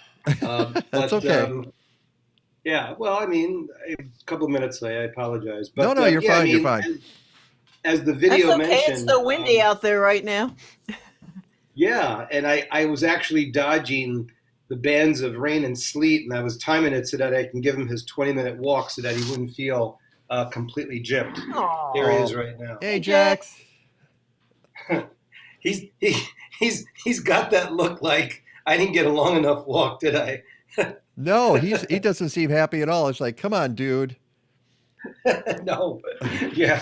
So he's one of those, and that was the second walk of the day. But generally, when I walk him in the morning, it's easily about a half hour to 45 minutes. It was only 20 minutes. But yeah, I mean, Mauna Kea and Mauna Loa, two of the tallest peaks on the mountain of or the island of Hawaii, which is the Big Island, easily exceed 11,000 feet. And what was really kind of cool is that's the point also where Charles David Keeling first set up his measurement devices to observe carbon dioxide. So Mauna Kea is the site where I think we have 12 of them in the Northern Hemisphere that measure the purest form of the atmosphere, which is an environment that's surrounded basically by water. And there's not much in the way of, disturbance from a standpoint of human interaction. And the fact that you can get 420 parts per million in a pure environment tells you something like of what it would be most likely in an environment where you have a lot of people. Right. So, Yeah. but the bottom line is that's the area where they measure carbon dioxide. So when you see the Keeling curve displayed, that's the curve that goes up and down like that. That site that you were looking at was where it is actually recorded. But nonetheless, it's important to point out that this wavy jet stream pattern that's developing out over the Pacific Ocean is for sure expected to initiate some wave motion downstream, which will eventually create a little bit more variable weather for us here in the Midwest and particularly west of the Rocky Mountains. You mentioned the other week, which was very cool, that I just remember you talking about the number of fronts that were going around the globe. There were 7 at the time. Are we still in that pattern? We still are to some degree where we're on the back edge or the back side of the pattern that's been with us now for almost a month. The month of November bears out the fact that we were kind of near normal temperature, but really when you get a progressive pattern like that, you never really tap into Gulf of Mexico moisture. We stopped connecting to remnants of weak tropical waves off the Gulf of Mexico pretty much back in late October. So there was really no influence of Gulf of Mexico moisture. And because of that, we ended up with less than an inch of rain in the Midwest and in the Chicagoland area in the month of November. That's about to change, but it's really not going to be a change of any significance because the overall upper jet stream, that's the one above the troposphere, which is up in the stratosphere, that still does not show any signs of what we call the polar vortex beginning to develop. Once you begin to see some of those perturbations above what we call 50 millibars, which is the upper levels of the troposphere, once you begin to see some perturbations like that develop, then you can kind of initiate some surface development.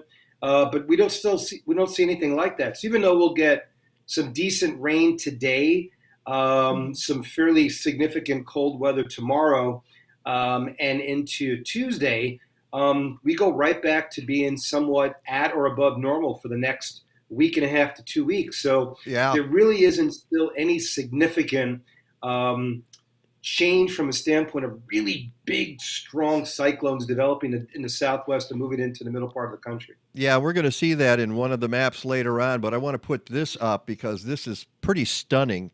The snow depth there's no snow. There's no snow in the United States, basically. Yeah, this is the lowest amount of snow that we've had in 18 years, since back in 2003. And to be fair, I mean, if you would have gone back about 2 weeks ago, you would have had more snow across areas of Wyoming and parts of Montana. But the thing about it is the ability for our winters to hold on to snow seems to be occurring more and more where they can't. So you can get snow, but it kind of goes away pretty rapidly. And if anybody wants to get a little bit more in depth with this particular website, if you just Google NOAA snow depth, it'll give you not only the amount of snow, the snow cover, but it'll also give you the liquid amount in there. It'll give you the seasonal snowfall. And what's really cool is it also give you things like condensation and sublimation, which means that the snow that's on the ground is fairly dry, which means it can also evaporate, which is sublimation below freezing, into the atmosphere very quickly. And that's what happens generally in areas of higher elevation. So places like Colorado, Wyoming, Idaho, and Montana, even though they've had some decent snowfall, very little of it has been down on the valley floors. And even in California, where they had some decent rain and snow early this year, they've lost a lot of it very, very quickly. Yeah, let's look at some of those maps that you sent here about what's going on in the western part of the country. And I just posted that snow depth website, by the way, up in the feed if anybody wants to get to it. Thanks, Peg. And again, there's a lot of really good other information on it that we can, talk about in the period of time that we have. But this map here, being that we were focusing a little bit more on what's been going on out west, this is the last 30 days. And when you start to see red showing up in areas of eastern Colorado through Wyoming and Montana, That's on the other side of the Rocky Mountains. So basically what's been going on is we've been stuck in this pattern of a very strong jet stream coming out of the Pacific Northwest, Southwest Canada, bringing copious amounts of moisture in that area. And because the pattern has been so fast, the winds coming over the mountains have been producing downslope winds. So that downslope wind, as it actually descends the mountains, we call it a katabatic wind. So the wind's actually compressed at the surface. It increases the movement of molecules, that increases the temperature. So you get a downslope warming effect, and they call that a Chinook wind. Chinook is an Indian term for snow eater. So all of those areas basically in red are generally on the other side of mountain areas. And when you start to see 9 to 12 to even 15 degrees above normal from a period of November 4th to December 3rd, that's a little bit unusual. And on top of that, it's hard to keep a snowpack in place when you're that warm in the month of November. Yeah, those are the maximum temperatures. Here's the average temperatures, and there's still a fair amount of red there.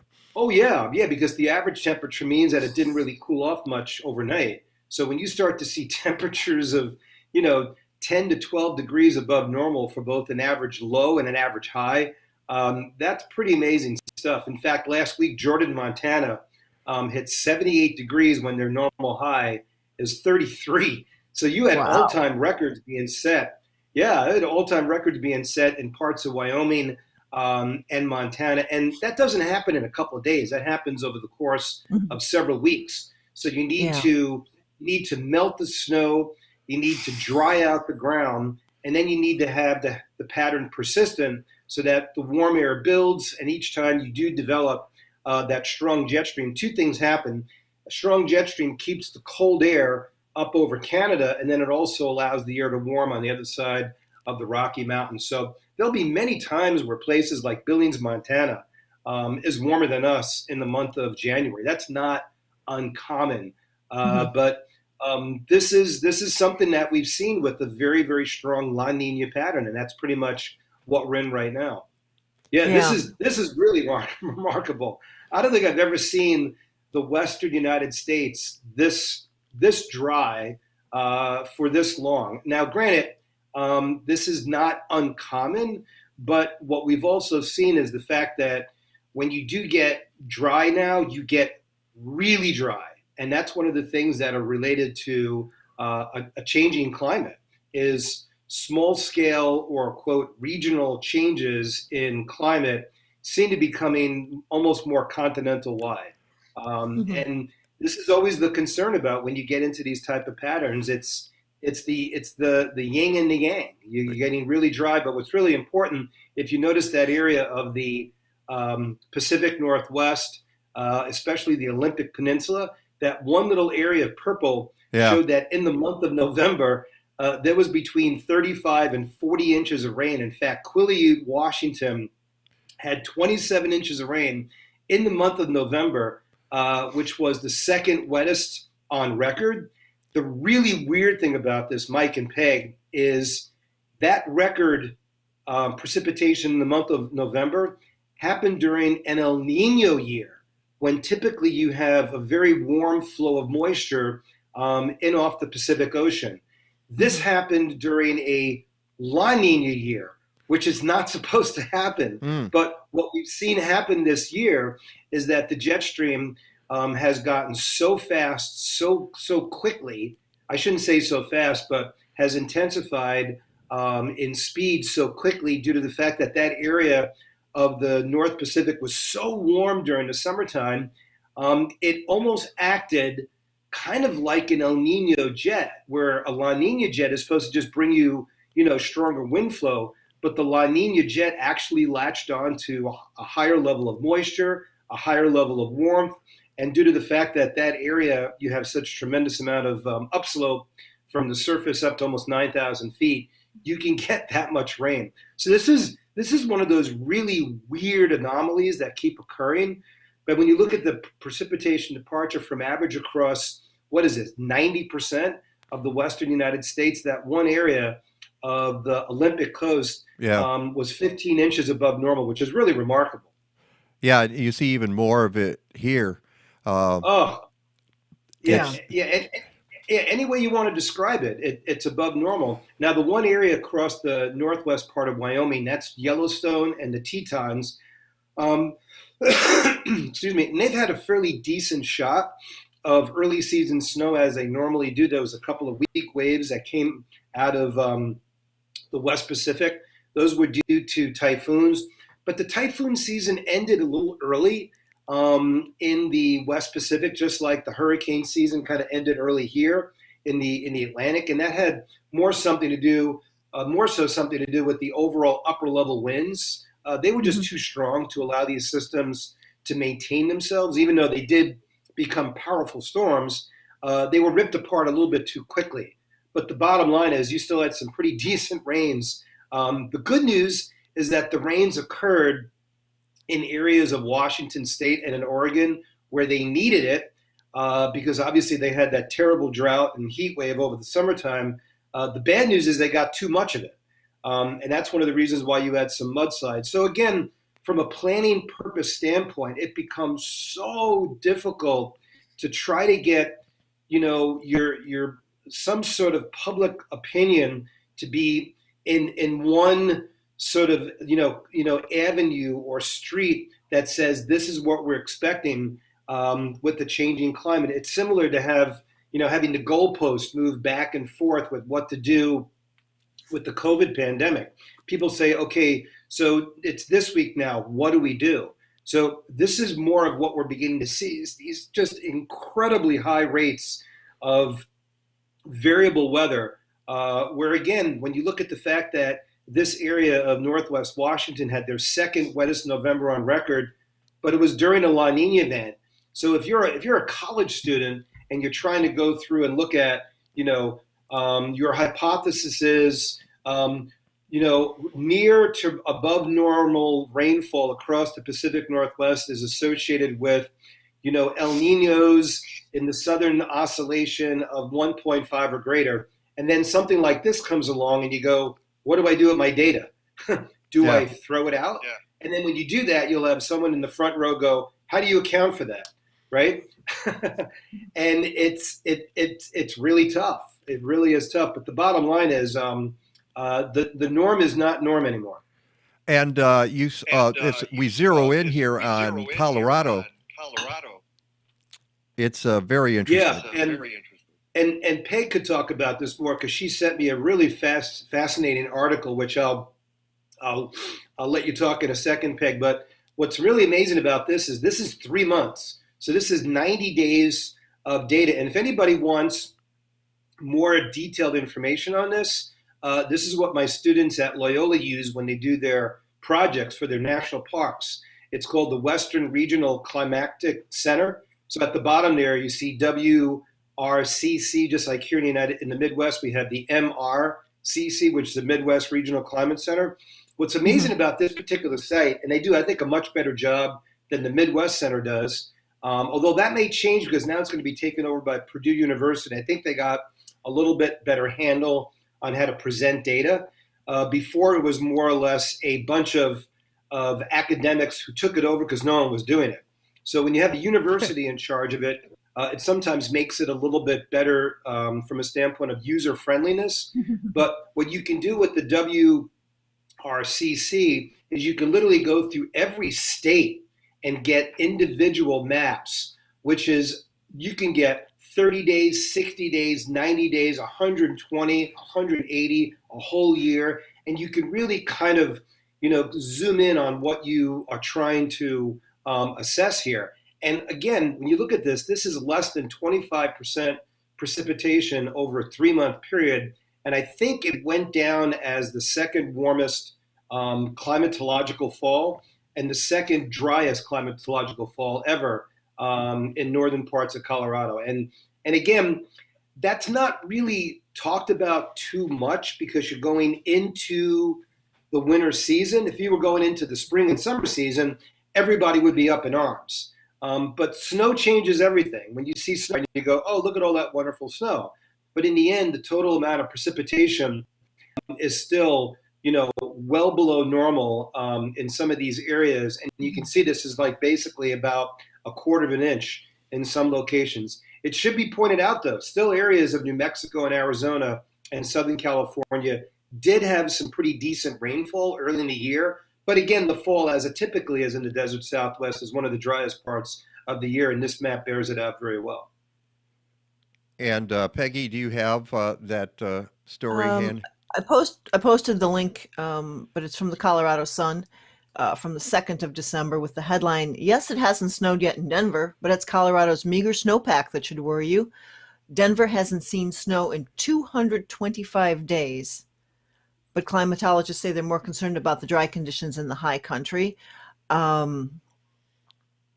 Let's see. According to the U.S. Drought Monitor, the entire state is facing drought conditions, and about 40% of Colorado is facing, quote, severe to exceptional drought levels, further depleting low reservoirs. Snowpack is below average too, with the lowest levels in Colorado's southwest mountains, according to the USDA.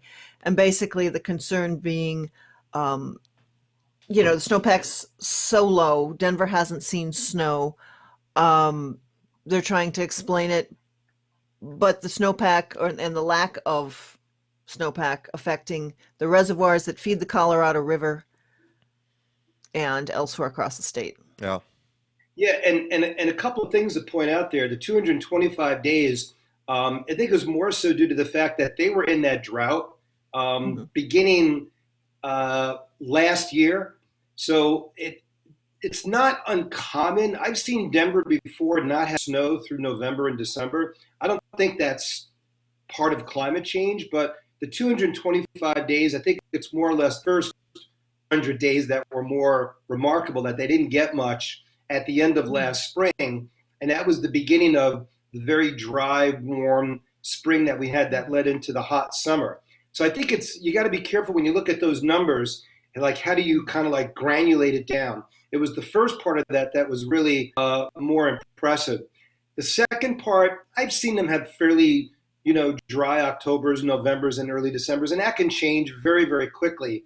However, the bottom line is that usually when you get those early season snows, a lot of that snow is going to melt and go into the lower reservoirs, as Peg was pointing out, and we didn't have that this year. Yeah. So when you get so later in the year and it doesn't melt, what happens is it evaporates because it's colder out. It's called sublimation. But they want to get that late season snow, and they want to get that early season snow because it basically acts like rain. It melts. It goes into the aquifers. It goes into the reservoirs, and they hold on to it.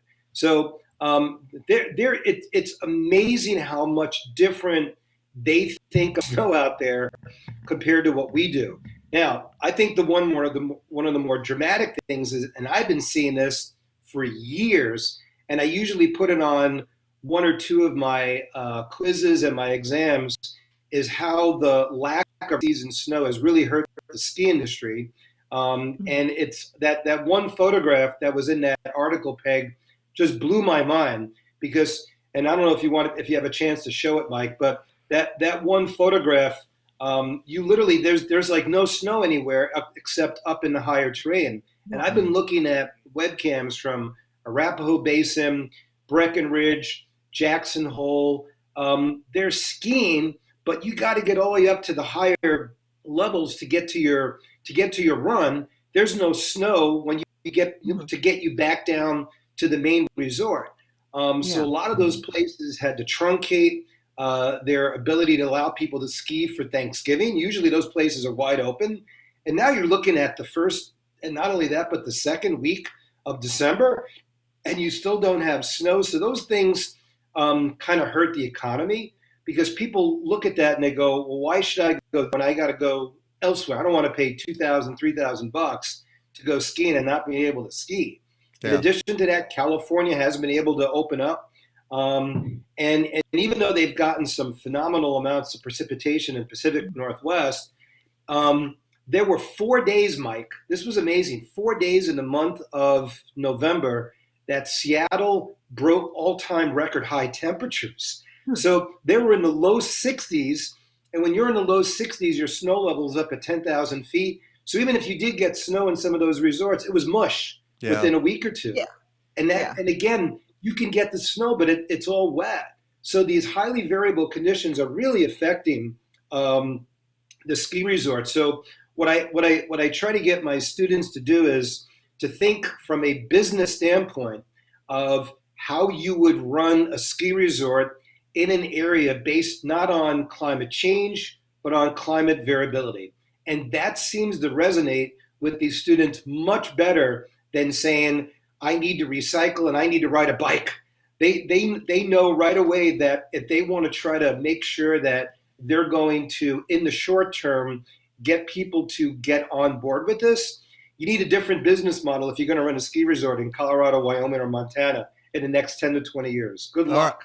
All right. Yeah, no, I totally get that. All right, let's move on to some maps that include even our area of the country. Here's the forecast for the, we've got some maps for the next few days here, beginning with Sunday there.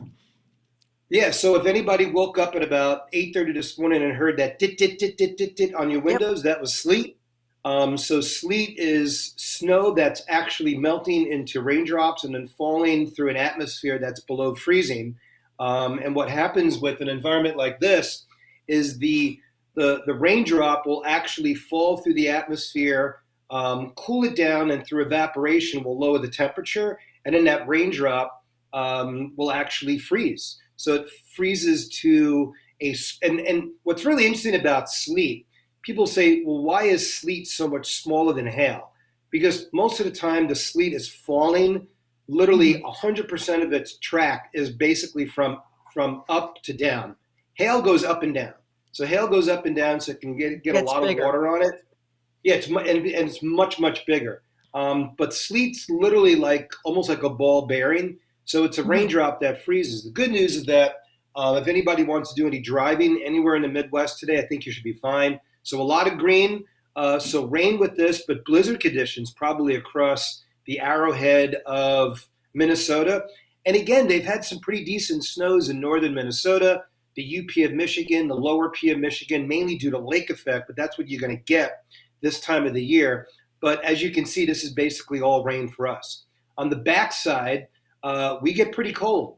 So this system comes through late tonight. The rain should be ending somewhere after about 9 or 10 o'clock.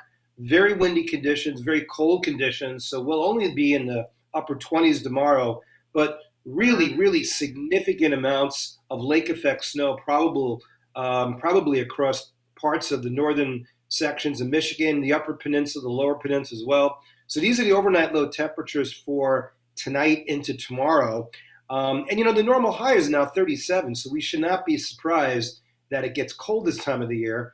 Normal low is about 24 or 25, so this is normal, but this is going to be the coldest day and night of the year so far, which is going to be tomorrow. And then by tomorrow night and into Tuesday, it's going to be the first time we are actually walking outside and going, woo, it's cold. This is going to be a quick walk for any dog. It was cold this morning. This is one of those things. Yeah, right. One of these things where it's like, I don't think I want to wait for the bus. I think I want to haul a cab or take an Uber or drive to work. But temperatures Tuesday morning will be in the lower teens. Wind chills probably near zero. However, it won't last. So the pattern goes right back to being, progressive again. We have this weak wave of low pressure which comes over us on Tuesday. There's a chance we'll see some light snow on Tuesday, not a lot.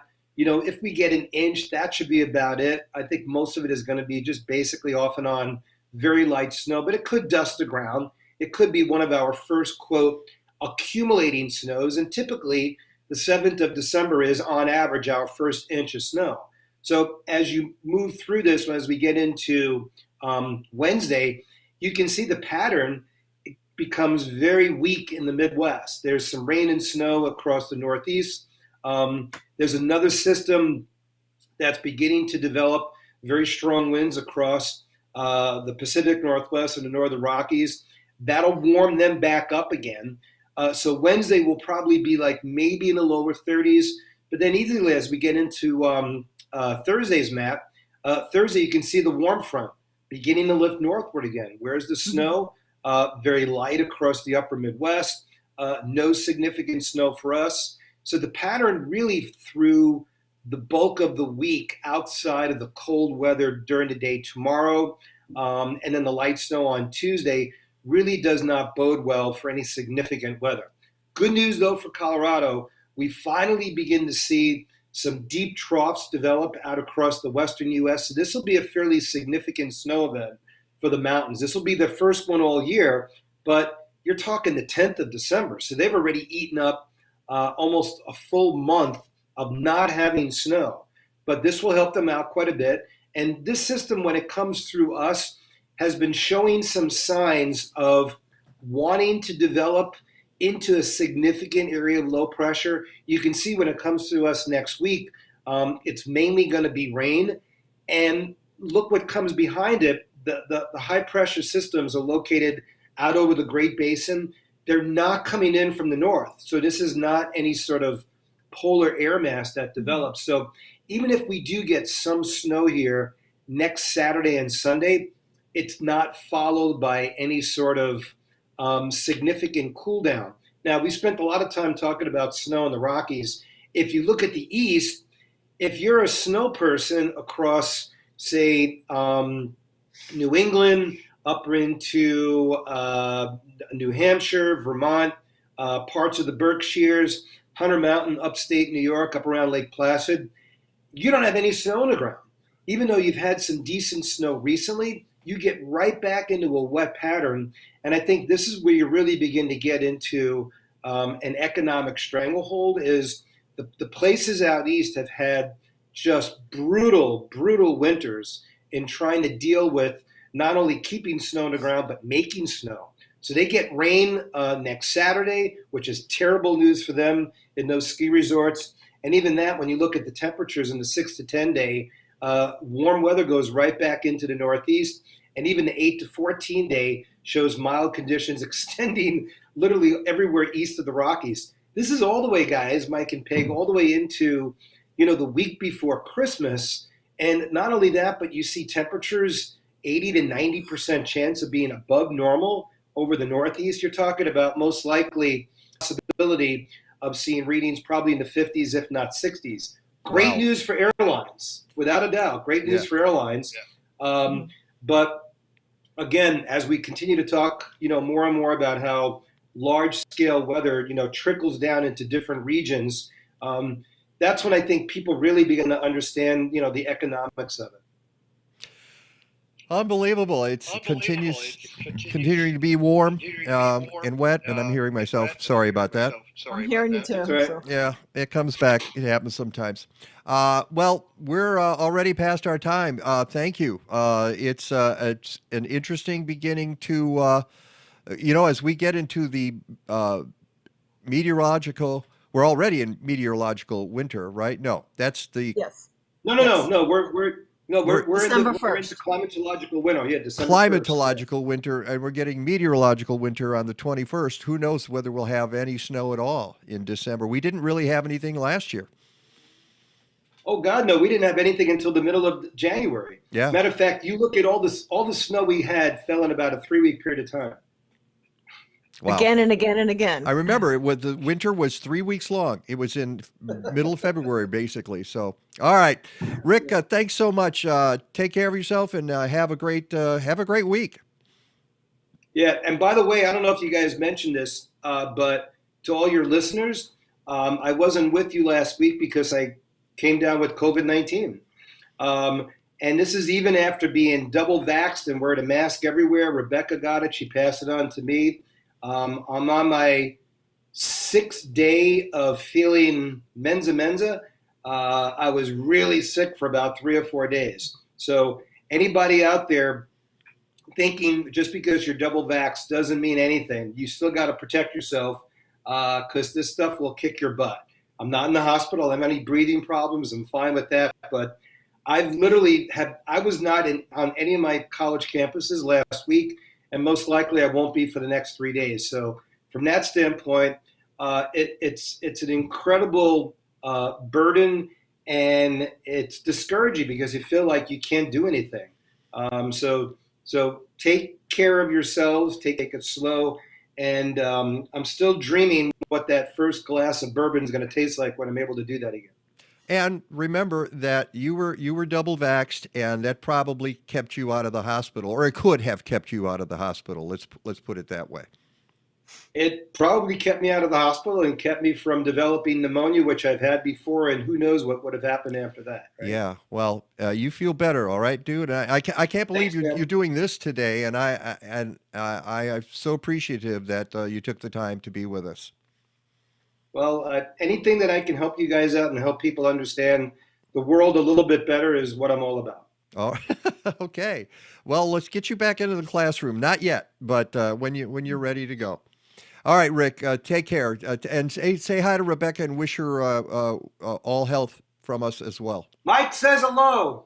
There. How about that? That's hey, good. Becca. That's right. Hey. All right. We'll talk to you next week. All right. Wow. Go ahead. No. I was watching you kind of looking around. Did Legata show up? Yeah. Legata. Hold on. You got 2 seconds? I mean, we're running really late. Hold on. Hey, Hang why on, not? Legata. Come on. We need Legata Cam. Come here, sweetie. Hey, everybody. I'll just kind of hang on to the show for a while. It's a rare Legata appearance. Hey, Legata. Say hi to all of your fans out there. Everyone loves you in streaming land, in Intertubes land. And of course, she just kind of deals with it. She's getting a bunch of hearts coming up in Facebook. And I can't hear you because I don't have the headsets on, but what? People are putting up hearts and likes. There's... Oh, and Legata's waving. Okay, and she wants to get out of here. She's like, I'm out of here. I've had enough of that nonsense.